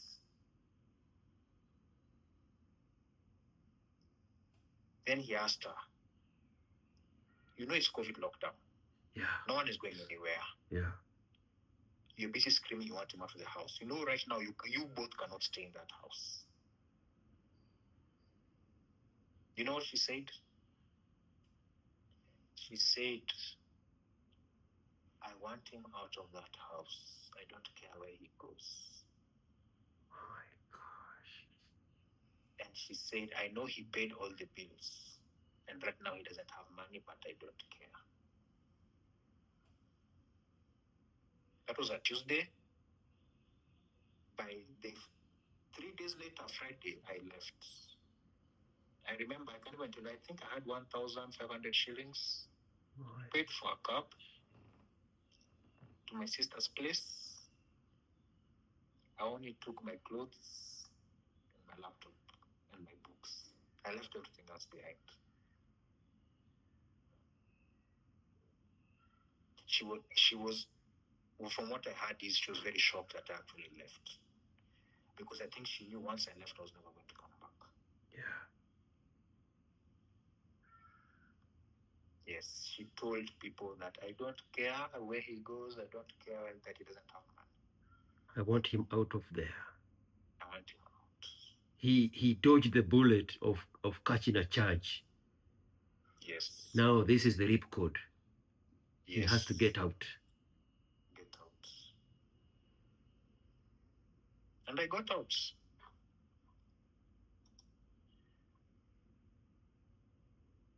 I stayed at my sister's for 2 weeks. Yeah. Luckily, Uhuru had come to his senses kidogo, so he was opening up things pole pole. Yeah. And 2 weeks later, I got a place and I moved.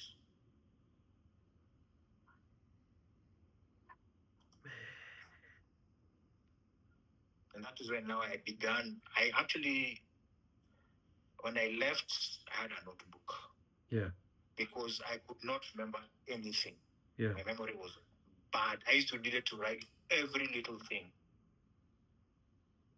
So that notebook, it was a very small notebook. I used to carry it everywhere with me. Yeah. I remember something I write. So I wrote a plan. I said 3 years, no alcohol, no drugs, No women, no nothing. Go hard, face my demons. 3 years. My target was by 2023 December. Yeah. I have done the necessary. Yeah. Yeah. Luckily, COVID was there, so everything was locked down, no visitors, no nothing. A blessing in disguise, huh? Yes. Yeah. My family, we used to do video calls. All they wanted was proof of life. Are you still breathing? Proof of life. And you never got in touch with her ever again? The day I left the house, I blocked her.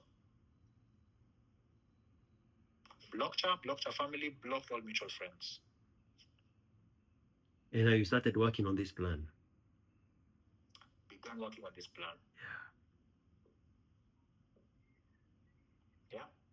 You know, I remember you giving that story June of last year, and you're saying Yes. you gave yourself a list of things, and you give yourself 3 years, and you at the time now June of last year, you said you have finally ticked on the last item on the list. Yeah. As of now, everything is ticked. I'm actually better than I thought I would be. What was the most important item on the list? The most important item on the list was forgiving my parents. Yes. You know, the thing of my parents' marriage, that breakup devastated every little of my siblings in very different ways. Yeah. Even my eldest brother was affected, my other brother. Yeah. The brother I follow has never been married. Huh? So all of you are just boys? No, one girl. At the very bottom? The last one? Yes. Okay. Yes. Okay. So for me, the brother I follow, the brother who follows me, I mean. Yeah. He passed away in 2012. Oh. He was the, you know, all siblings are very different characters. Yeah. I would say he was the gentlest boy and was very close to my dad. So if we think you are gentle, we should have met him. Yes. He was very close to my dad. So when my mom left, my dad was really affected. Yeah. And my brother was also affected because my dad could not give any guidance to him at that point in time. You get? Yeah. So he took it so hard, he even had to drop out of school. And the long and short story of it is, me and my sister, we always say he died of a broken heart. I've heard somebody describe the death of their mother the same way. That her mother, because he died. She died. Yeah, because died he died in the house. Yeah. In his bed. Yeah. When he was asleep. So I also had to forgive my parents for that. Yeah. Because this is, of course, she was the one who followed me. We were very close. Huh? Yeah. 3 years age difference. Yeah. You do everything together. Yeah. So I had to forgive my parents for screwing up their marriage and the consequences of that. And I also had to remove myself from their marriage and say it wasn't my fault. Correct. They were two very flawed adults. I don't know 100% what happened between them. Yeah. But I had to forgive them. You get? Yes.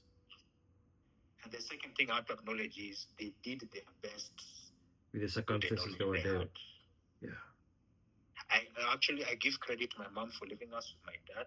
And secondly, I give my dad credit because he really struggled after she left. Yeah. He did his best. He sent us to the best schools, made sure all the bills were paid. Basically took care of us. Huh? And none of them remarried? My mom remained alone. Yeah. And my dad remained alone with us. And those two in their own different ways, they were very special kind of people. The Yes, there dedication to were. the children, the selflessness is just on Yes. another level. So my biggest hurdle was forgiving my parents. Yeah, Once I had done that, everything else fell into place. yeah, I became less reactive to things. Basically, my sister tells me after I went through that phase, she tells me I became the brother she knew when I was 13. Like the personality yes, was very accommodating, very open. I listen to people. I give advice, but also I give tough love at the same time. You get yeah, when people are doing stupid things, I tell them you're doing stupid things. yeah, When people need guidance, but I also give people opportunity to make mistakes. yeah, Yeah. So, and then also you don't underestimate. I had to grow the gap between 13 and 42 in a very short space. yes. You know that gap? I had to become very intentional. Stop living life on autopilot. Now I start affecting things. You get? Correct. Yeah. And even in your career world, it's at this time that now you are doing what you should have done with the brain power you have already dealt with at 28, 29, 30. You should have started your Yeah. company that far back. Yeah. Yeah. When I look back on it, if I'd lived my full potential, Yeah, by now probably should have been doing partnership somewhere correct. Consultancies. very easily. But the thing is, I don't have any regrets about the way things turned out. You get? A man has multiple lives. A man is a Yes. god and can create time and life and space. Yes. So I see it as it was just part of a learning curve, Yeah, and I was taken to a point where I had to make a decision. yeah. Just My goodness.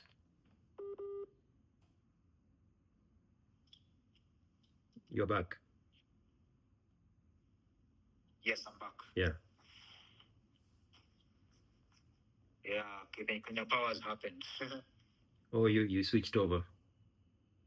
No, I put on my data because I think I had a feeling this would happen. Okay. Yeah. So yeah, I just went, and what I've realized is, as a man, when you're living your life very intentionally, there's nothing on this earth that can scare you. Nothing. Yeah.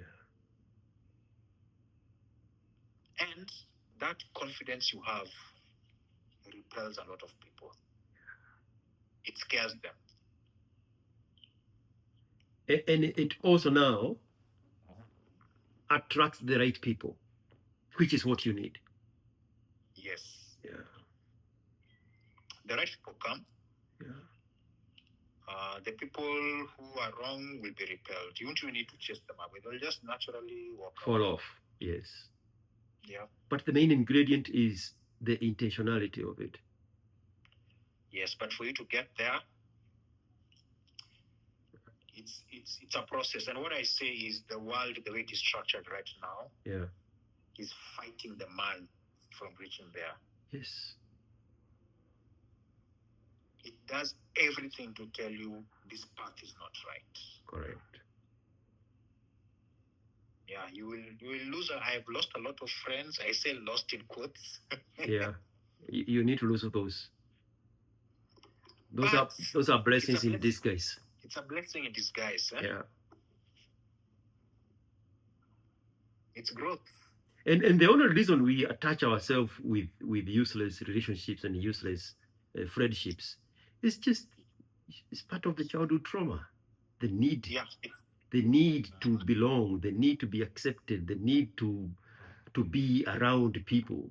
Those are not very natural things, and people argue with them because it's the only way they know. And oftentimes they are the ones that are reaching off of the good guy. So they Exactly. actually want that propagated. Yes. Yes. Yeah, like for me, I used to wonder how come when I hang around people, I get so drained. Yeah. And You're I hanging with the wrong discovered it's crowd. because they're so negative, Yes. they have bad energy, Yeah. and they are leeches. Yes. So I stopped going for these hangouts, these useless things of weekends that you're going drinking, or you're going to watch football. Yeah. I even stopped watching sports. For myself, I call it a coalition of losers. Yeah, because I discovered sports is just people, most of you are obese, losers, scared of the sergeant at home. Yeah. And that brief moment you have now to flirt to the waitresses. And the psyche behind it, and probably nobody even thinks about it, is the obsession with sports is because they have resigned to the fate that they have chosen for themselves, and now they are glorifying the path of self-actualization of the person who chose a different path, which they know should have been them. Yes. But they have given up on themselves. So they internalize Yes. that and say, if only I can glorify this guy, if only I can wear a t-shirt of his name, then I can, in association, become the success that should have been mine. Instead of working on themselves, they choose a character that is socially acceptable, and they attach their hopes and aspirations on them. That's why these people are very, very, very fixated on that character winning. Because if he wins, then it's that win that you didn't have. And nobody wants to talk about that. Everybody's going to argue about that point. But if you examine it properly, this is beyond entertainment. Yes. And I think that is why for me, I used to be This is beyond entertainment. This is fanaticism. Yes. I used to be a diehard football fan, used to know the match schedules, everything. Yeah. But I think once I reached this phase, even sports became repulsive. Like, 2 hours watching a football match? No way. But and then also the wokeness has crept into sports, making it even easier to reject it. And the corporate world has seeped in behind the women. Yes. They have told the women, lead the way, and we're going to come behind you. And they have come in there and completely rearranged the spaces that were naturally for men. And now it's not just it's not just men enjoying soccer. It's just a breeding ground for kinoderization. And who For are me, the turning point for me was during the 2022 World Cup in Qatar. When I saw the men's World Cup. Yeah. Some of the matches were refereed by women. Man. I said, what's this? Yeah. Last week I was watching a rugby match, highlights, and I saw the match was refereed by a woman. No way. Men's top rugby match in Europe being refereed by a woman. What is that? Yeah. It's the wokeness, the woke virus seeping in. Yeah, so it just made it easier to just turn my back on all that stuff. And I wanted to go back just a tiny bit about that fanaticism in these diehard sports fans. Yes. Fanaticism is evidence of suppressed doubt. Yes. If we remove the word doubt and kept the rest of the sentence, fanaticism in the context of sports is evidence of suppressed achievement, goal, self-actualization on your part. You have failed. Yes. You have given up on trying for yourself. You have given up on excelling. And now you have attached your fanaticism on somebody who is doing it in your head on your behalf.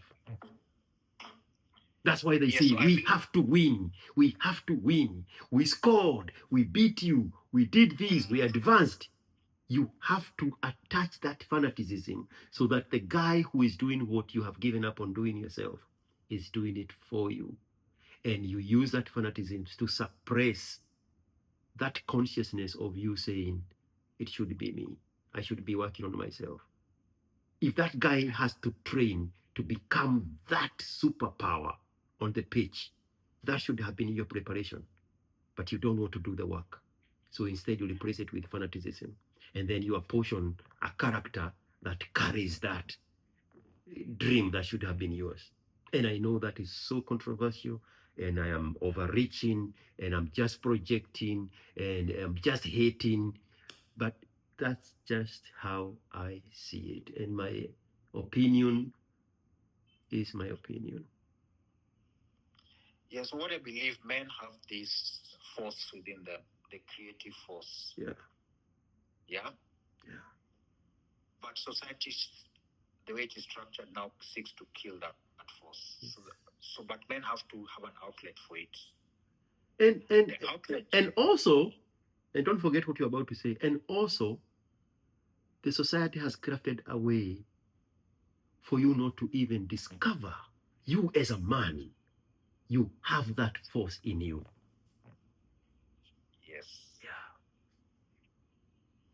So that force, either you take a radical path and choose yourself, and you will live life to your full potential, or it is suppressed, but it has to come out. Either this fanaticism in sports, Exactly. or this destructiveness you see amongst the very emotional men. Yep. Yeah. In crime,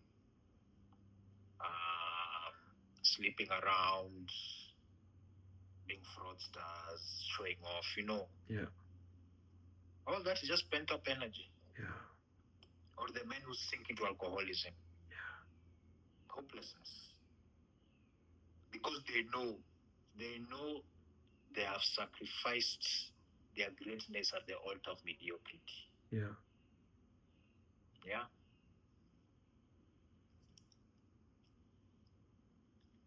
You know, when I came to that realization about the subconscious arrangement between fanatists and the sports itself, is when there was that video circulating not too long ago that that um,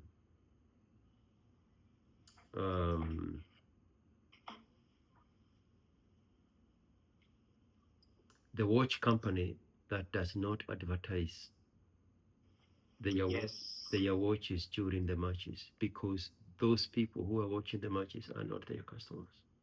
Are not their markets. Yeah.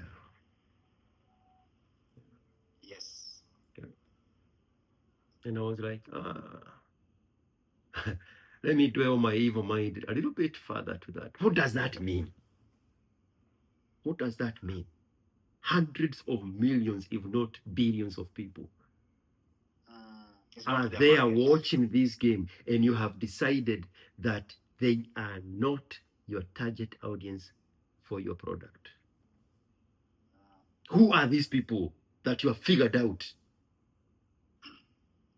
that they cannot afford your product? Then I started looking it backwards, and I said, yeah, those are people who are couch potatoes. Yeah. And people who are cruising through life. Yeah. Living a purposeless life.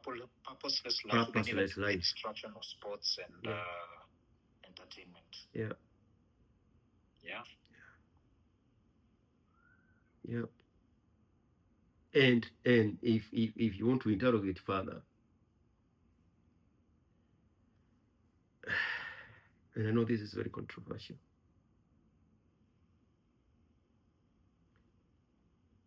the least a man is working on themselves in the journey of self-actualization, the least they are working on themselves, the more energy they expend on the fanaticism of sports. Yeah. As you said, a man is built with the power to build, so that energy has to go somewhere. Yes. Yeah. Yeah. And there's also the guilt of not exploiting your potential. So you need the distraction. Yeah. Part of that bad feeling I had for many years was guilt, because I knew what I was capable of. Yeah. but I was limiting myself. I have not had that guilt ever since. for the past 5 years. Man. I have not had that guilt. And you knocked off your to-do list in 3 years. As I had the thought.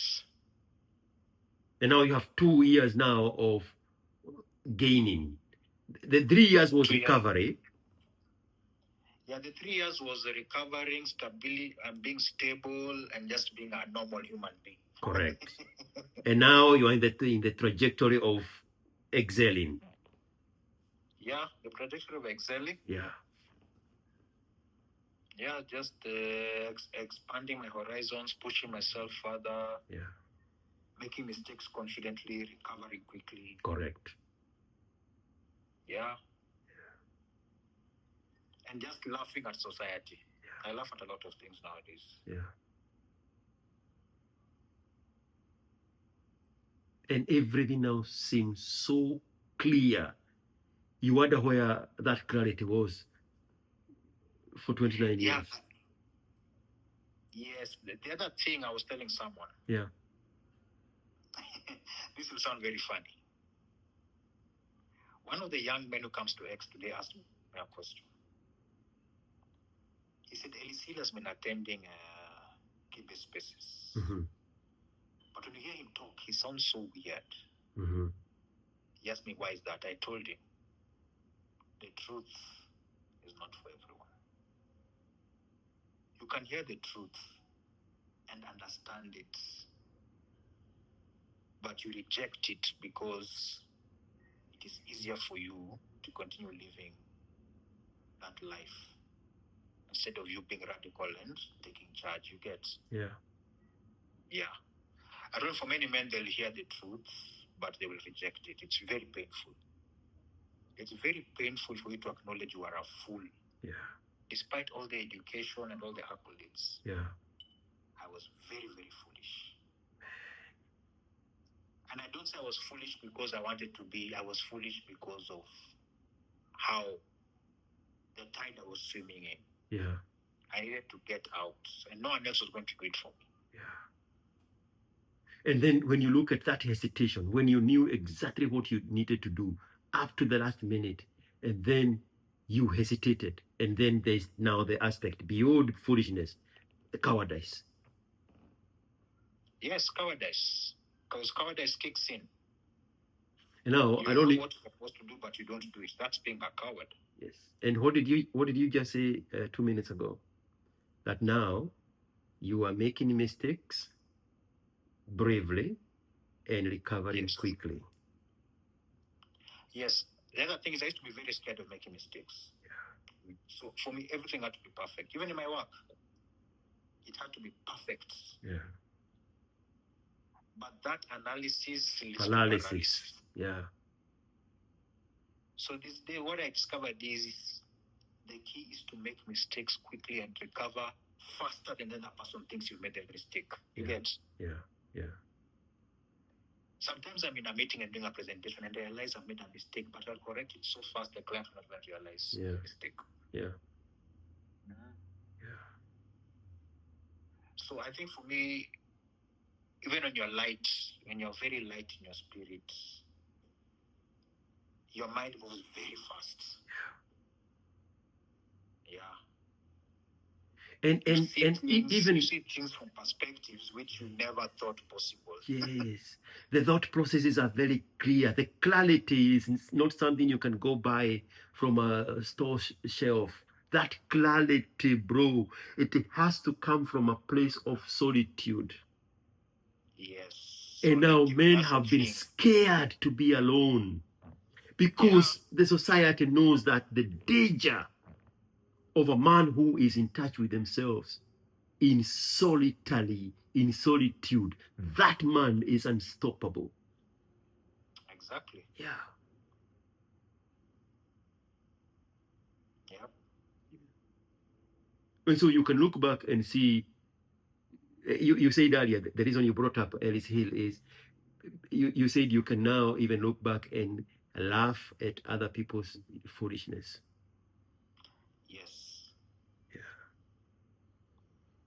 Yes. And for me, one thing I don't do is I don't try to enlighten people or tell them this is the path. Mhm. I realize a man must find the path by himself. Yeah, Then he will appreciate the process better. correct. Yeah. If the majority of men will never take the path, No. I've accepted that. Yeah. Very few will take it, but they will benefit for themselves.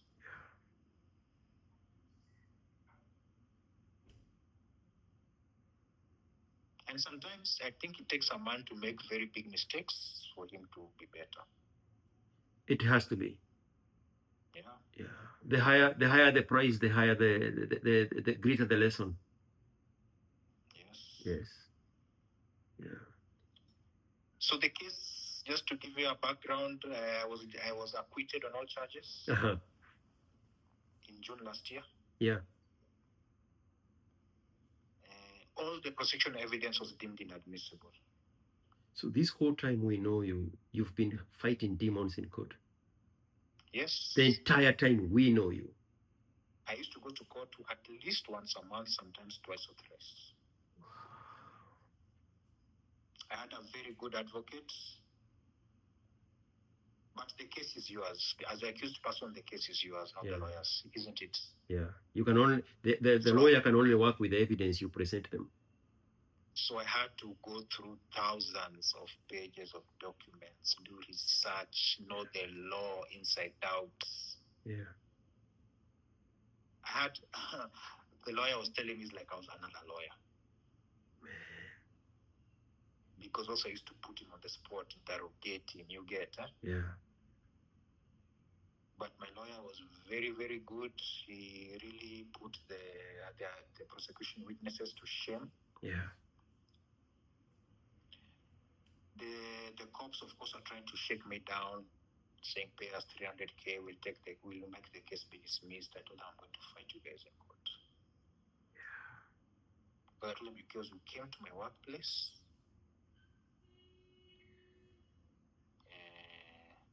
you gave my employer ammunition, Yeah. and you knew this case is a rubbish case, but you said you're going to prosecute. So I told them you have to prosecute it to the best of your abilities. Correct. Yeah, they were really shocked.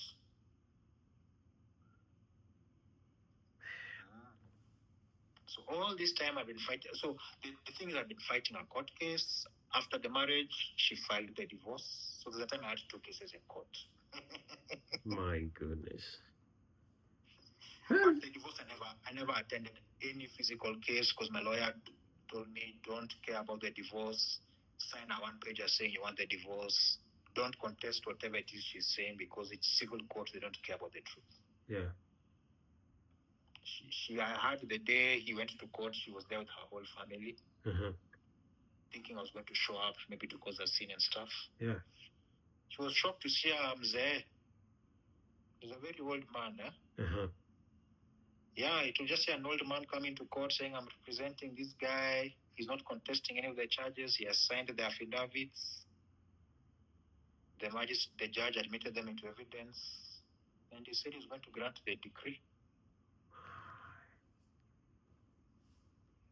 And for me, I was in no hurry to fight because I wanted her to pay the court charges.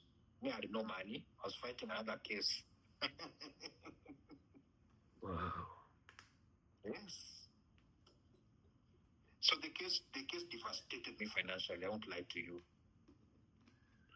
Because all the money I was getting from the business was going towards my defense. You get? To clean your name.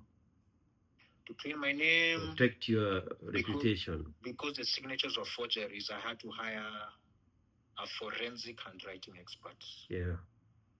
There are very few in Kenya. They're very expensive. 50K an hour. My goodness. Analyze the evidence, take my specimen signatures. He was my expert witness. If he comes to court, I have to pay him for the hours he's there. You get? All those things. And I told my family members, do not give me even 1 shilling. I don't want your money. These are all my burdens. I will take care of it. And I used to tell my sister, she never used to understand. I told her a man must bear his burdens alone. Yeah. Yes. I told her you will not be helping me by helping me. I have to go through this alone. There were days I was broke. Kabisa broke, like you pay the lawyer 40K. Because lawyers will not appear in court without money. And that's the last money you have. A client has paid you that exact amount, and that is what you send to you. Yeah. What you will deal with in the month is your problem. Part of the confidence was the month where maybe money is running late. I used to just confidently tell my caretaker, I'll pay you on this date. Yeah. Right now, I am the longest serving tenant in this place.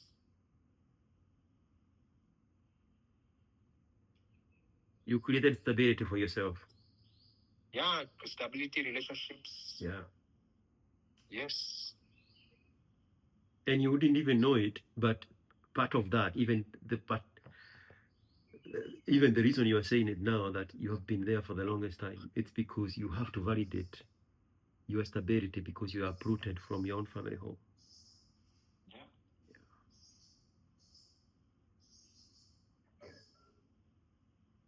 So all those things happened for a reason.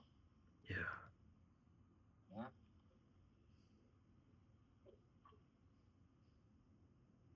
My goodness. Yeah, so the way I see it is everything. When I chose to choose myself, Yeah. those tests had to happen to see whether I really meant it or I was joking. Correct. Yeah. Yeah. And now what I discovered when I spoke to lawyers, yeah, they said it is very hard for prosecution evidence to be thrown out. In fact, they told me you guys must have done an excellent defense. I was going to ask you that also. Depending on your own experience, would you say the legal system in Kenya is working? If you're very sharp, you will win. If you're very sharp and very clued in. But the problem is most people, once they're presented in court, their spirit is already crushed. Yeah. Because they try to crush your spirit from the moment they catch you. You get? Mm-hmm. Oh, for me, they said, oh, you're a fraudster, you're a white-collar criminal, you look very sharp, but you're very sneaky. They throw all these words at you. Yeah. Then the whole court infrastructure is designed to crush your spirit. Wow. You have to overcome that doubt. Yeah. And for me, luckily, it was happening during my journey. If it had happened before, I would have crashed. You would have given the 300,000. And the case would not have been dismissed. They would still get somebody else to come after you. Yes. Yeah. Right now, I have a firm judgment. It's part of the court record. Yeah. No one else can touch me. There's even no evidence. So what are you prosecuting? Correct. All the evidence was deemed inadmissible. All of it, every last piece of paper.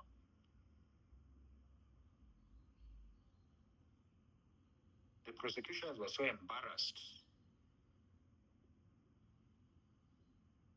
So my lawyer friends told me, you got all the evidence thrown out, you guys must have done an excellent defense. And that magistrate is known to be tough as nails. Tough guy. Do they have a special case, a special court that deals with corporate crimes like that? It's just a criminal division of the magistrates' courts. Okay. Yes. So, and actually, when he read the judgment,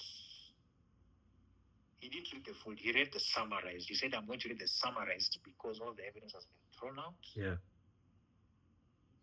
So he said, on this count, not guilty. This count, no, there are 3 counts. And then he really castigated the prosecution after that. You get? Yeah. To them, you guys have wasted this guy's time. You brought a very short case. This person was not seen anywhere. The signature is obviously a forgery. The organization flouted its own procedures. So, yeah, I have no option but to dismiss this case. Man. Yeah, and that day I remember, the people who are more anxious of my family, not even me. Yeah. So the day of the judgment, I told them, none of you are allowed to come to court. Because I didn't want people who are emotional. You get it? Correct. Yeah. I just wanted my lawyer Yeah. and myself. So they told me, okay, we won't come to court, but the moment it happens, you call us. Yeah. So when I called them before I could even talk, they already knew. Man. Yeah. Hello was enough to tell them what had happened. Hello was enough. Yeah. Yeah. So you got the legal system out of your back as a bonus for having gotten your wife out of your back. Yes. Man. And that whole process, it's 5 years of my life. My goodness. Man, how many effort? Through and through. Yeah. He's not winning. And I'm told 5 years is short. Huh? Yeah. There are cases that take 10 years, 15, 20. My gosh. Just hanging over your head. Yeah. Yeah.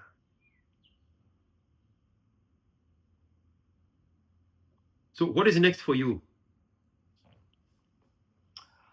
I don't know. I'm just. So the weird thing, I've reached the last month or so, I've been very restless. Mm-hmm. There's a restlessness that has come with me. So I think it's telling me you need to move to the next phase. Correct. Yes. Yeah. So I don't know what that is. Yeah. It always comes to me with time. Yeah. Yeah. Because I've been doing a lot of very complex projects the last 2 years, 2024 and this year. I have a few big assignments, not these many small ones. Huh? Yeah. Yeah, I know those assignments. There's one that I just concluded. It took me 1 year. Wow. Yeah, and it really drained me to the everything, but it was very, very nice. Yeah. Yeah, so there's a restlessness that has come late April, early May. Yeah. Of course, June is busy filing season, so that will Correct. keep me busy. Yeah. I think July is when I'll really be able to think about it now. Okay. Yeah. Man, I'm happy for you that you have recovered from all these things, and not just recover, but also regain and made some wins, and you can see your path for the immediate future very, very clearly. That is worth something. Yeah, That yeah. clarity It's of everything mind. for me. People ask me, do you feel bad about all these things? You have regrets? I have no regrets. No. I told them, a man cannot have regrets. A man only has lessons. Those are learning curves, correct. And I told some people, man, I'm ready to fail up to the age of Robert De Niro's age. Yeah. 90 there. But the important thing, a man is never beaten until the time he stops trying. Yeah. And many men I see, even amongst my classmates, Yeah. because I'm in the WhatsApp group for school, Yeah. many of the men have really given up on life. My goodness. Very bright fellows, wasted potential. Yeah. Kenya would be first world if we harnessed all that brain power. Just from the people you know. Yes. Yeah. Yeah. But their potential is wasted because they don't believe in themselves, or they allow others to cut them. Do you think much of the pushback against Ruto is because people see in him what they wish was theirs, but they don't have the appetite to do that for themselves? Yes, Kenyans have a very bad habit of jealousy. Yeah. Because Ruto, you may not like some aspects of him, but you have to give him credit. Yeah. Organizational skills, that campaign wasn't easy to run. In the fiscal space, where it's fiscal, I mean the taxes and everything, it was dealt a very, very bad hand by Uhuru. Yeah. All the debt and everything, it's very hard for him to maneuver. So he's really trying to balance the books. It's very tough for him. But at least I give him credit. He also has Buddy now. Yeah. Buddy is trying to toe a very fine line. I saw a recent TV interview. Buddy said up to 2035, because we're due to pay debts like back to back, Yeah. maturities. Yeah. He said up to 2035, we'll have very little fiscal space. Wow. Yeah, so, but for me, I look at Kenyans. Ruto must go. I say Ruto must stay because Kenyans deserve it. People went to the ballot and chose him. You can't just undo your bad choices like children. You get even if the choice was bad. Secondly, I always say, can I undo my bad choices like a child if I act like a child? no, you're an adult. You'll be held to the choices. Secondly, I say, and I say it with confidence, and someone was really shocked. I said Ruto is going to win a second term very easily. Yeah. And I said the people who Rigathi thinks are his supporters right now, they will vote for Ruto. I don't believe the whole Rigathi thing. I think it's just a project. Yeah. Yeah. But you know where I live, right? You live in Kikuyu. In Kikuyu. Yeah. The people are so bought into that stuff. I just walk around talking to the ladies in the shops. I normally just tell them Ruto is going to win a second term. And Rigathi is just he's just making noise because probably he was denied a few coins here and there. He's not a good person. Yeah. But again, remember fanaticism. Yeah. They are suppressing their own potential to be great by apportioning the greatness on somebody else that they have appointed to carry that greatness on their behalf. So they're always looking for a messiah. Yes. Yes. And they're no messiahs are going to come from the sky. Well, we'll make some for ourselves. You see how easy it is for them to make messiahs along the way. And when one expires, they come, they craft and create a different one. The other day it's this former CJ. Yes, but nobody is ready for that conversation, my friend. The other day it was Casmoel and Morara. Now where are they? Yeah. There will be more. A lot more. A lot more. Yeah. Let Ruto do his 10 years. If he manages to change the constitution, yeah, he will do his numbers. Because I always tell them, don't think this guy reached here to be president for 5 years. This guy is sharper than any of us can ever imagine. He's 10 steps ahead of you. Yeah, Gen Z protests caught everyone off guard. But the machinery has recovered. There is a saying, I did not climb all the way to the top of the food chain to eat vegetables. Exactly. That's a quote by the lion. The lion is saying, I did not climb all the way to the top of the food chain to eat vegetables. Exactly. Yeah. Another thing which I believe is very correct. Yeah. And when I told someone in the comments on Keep the Space last week. Yeah. I told them you people need to stop making noise and concentrate on doing your business and let politicians be politicians. Yeah. Because I was telling that guy, was a young man, I was telling him, you voted for these people. Yeah. If you're unhappy with them, do two things. Either recall them or wait for 2020, whatever it is. Correct. Yes. Because you can't be in a place where you're politicking every day and you're not building yourself and building yourself and consequently the country. You get. But the only way to understand what is happening is to understand that this is just part of the exercise of fanaticism, Exactly. the suppression of their own self potential. There is no other way to explain it. It's the suppression of their own someone living their purpose abilities. will have no time for this politics. Exactly. Exactly. There's no time. Yeah. There is a guy I interviewed yesterday, maybe the day before. The video is on YouTube right now. And the Swahili speaking guy, actually, from Tanzania. The Tanzanian. Yes. And at the very end of that conversation, he said, this idea of having women problem, he does not get it.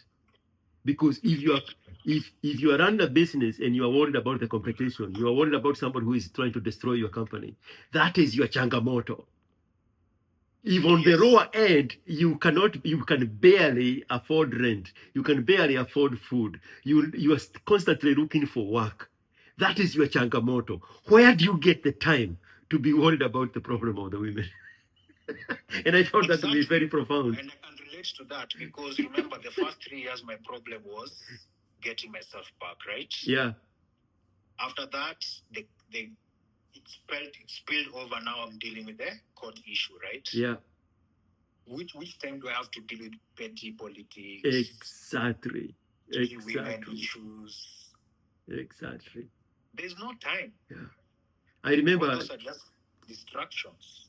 Last year, around that time like this, in June of last year, when everybody wanted to be seen and counted into having gone to the Maandamano. And Munyamwezi was running his marathon. And Munyamwezi was saying, no, there is nothing for me there. Yeah. Mine is this one here. Why would I go there to do what? Mine is here. I am completely consumed in what I'm doing here. And that is so true in so many levels. So many levels. But the ingredient here is fanaticism, because we are suppressing our own abilities, our own responsibilities, our own potentials to be that great. So we dwell on the fanaticism. And that's why you keep hearing me saying, in 20 years, there will be a whole swath of a population of Gen Zs that will find themselves in their 40s having completely lost and missed the boat. You will see it. Yeah, you see for the Gen Zs, they're in a worse situation than us. Yes. Like me I'm a Gen X. Eh? Yeah. So Gen Xers, the way we were brought up, the principles still mattered. Yeah. You have to be diligent, you have to be honest, you have to show up on time, you have to dress well. I've been out of the corporate space for like a few years. Yeah.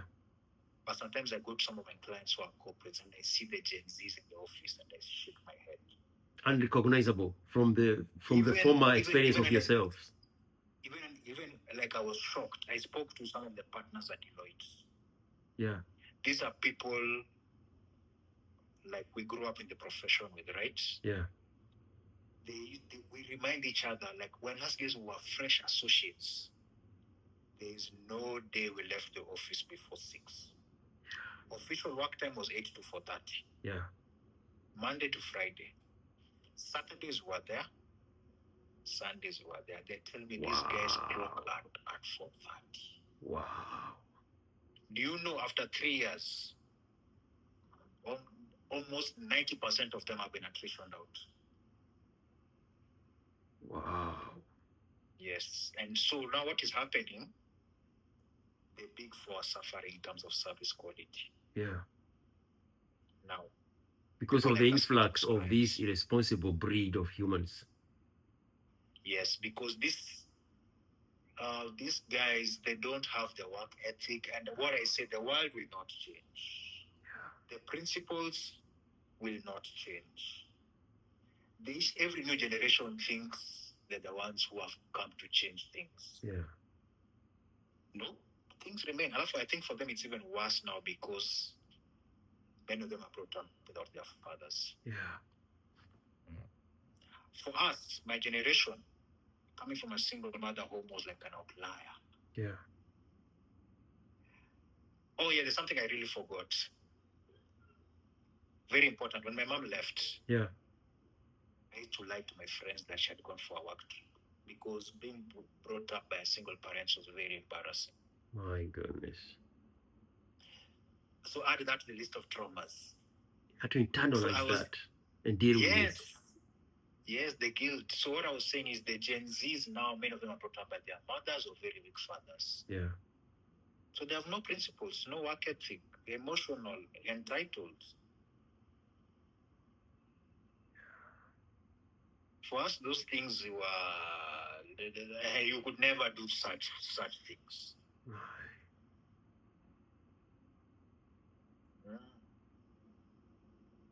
It's going to be very interesting times ahead for them.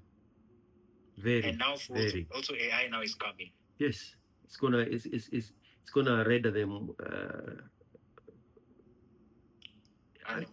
unnecessary. Yeah. Yeah. Yeah.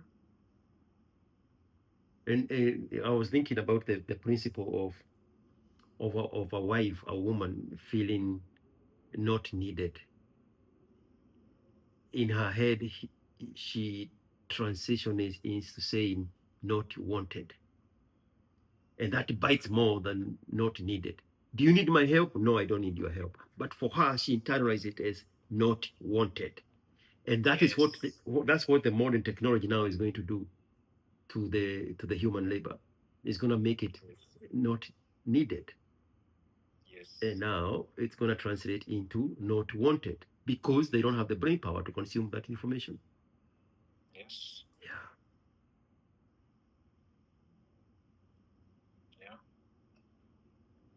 Man, I see my phone dying out of power. We have talked forever. Yeah, 2.5 hours. Man, we need to do a part 2 of this. I am not cutting this video into pieces. It will stay there as is. We have to do another part. You have to catch up, not necessarily just to catch up with where you are, but I know there's a lot of more stories in there that we can talk forever about. Thank you so much for being you. Thank you so much. No worries. I have a lot of opinions on things, Gen Z's life, everything. Yeah. I just watch. Yeah. We need to dwell into that, and the best appropriate time will come for that, and we will forcefully speak truth to the less powerful. Yes. All right. Okay. Thank you. Thank you so much, Mister. I greatly appreciate you. It went way better than I had even envisioned it in my head. Yeah. You are great. You are a great storyteller. Yes. Yeah. But consider, you need to internalize it to yourself and decide what you want to do with those super swimmers of yours. They cannot go to. Yes. I think that is part of the restlessness now. That is part of the restlessness, huh? Oh, no way. Yes. I catch you now. The restlessness. Yeah. You are waiting for the June season to end and then your season to start. Yeah, my June season to end. I take a few days just to unwind, clarity, get. So now, watch this. Our next conversation is going to start there. Okay. All right? Yes. Let's do that after the tax season has ended, so that you are more calmer with more time, and you have made the restlessness stick. Yes. Okay? Cool. Thank you, man. I appreciate you. Okay. You are the best. Thank you, man.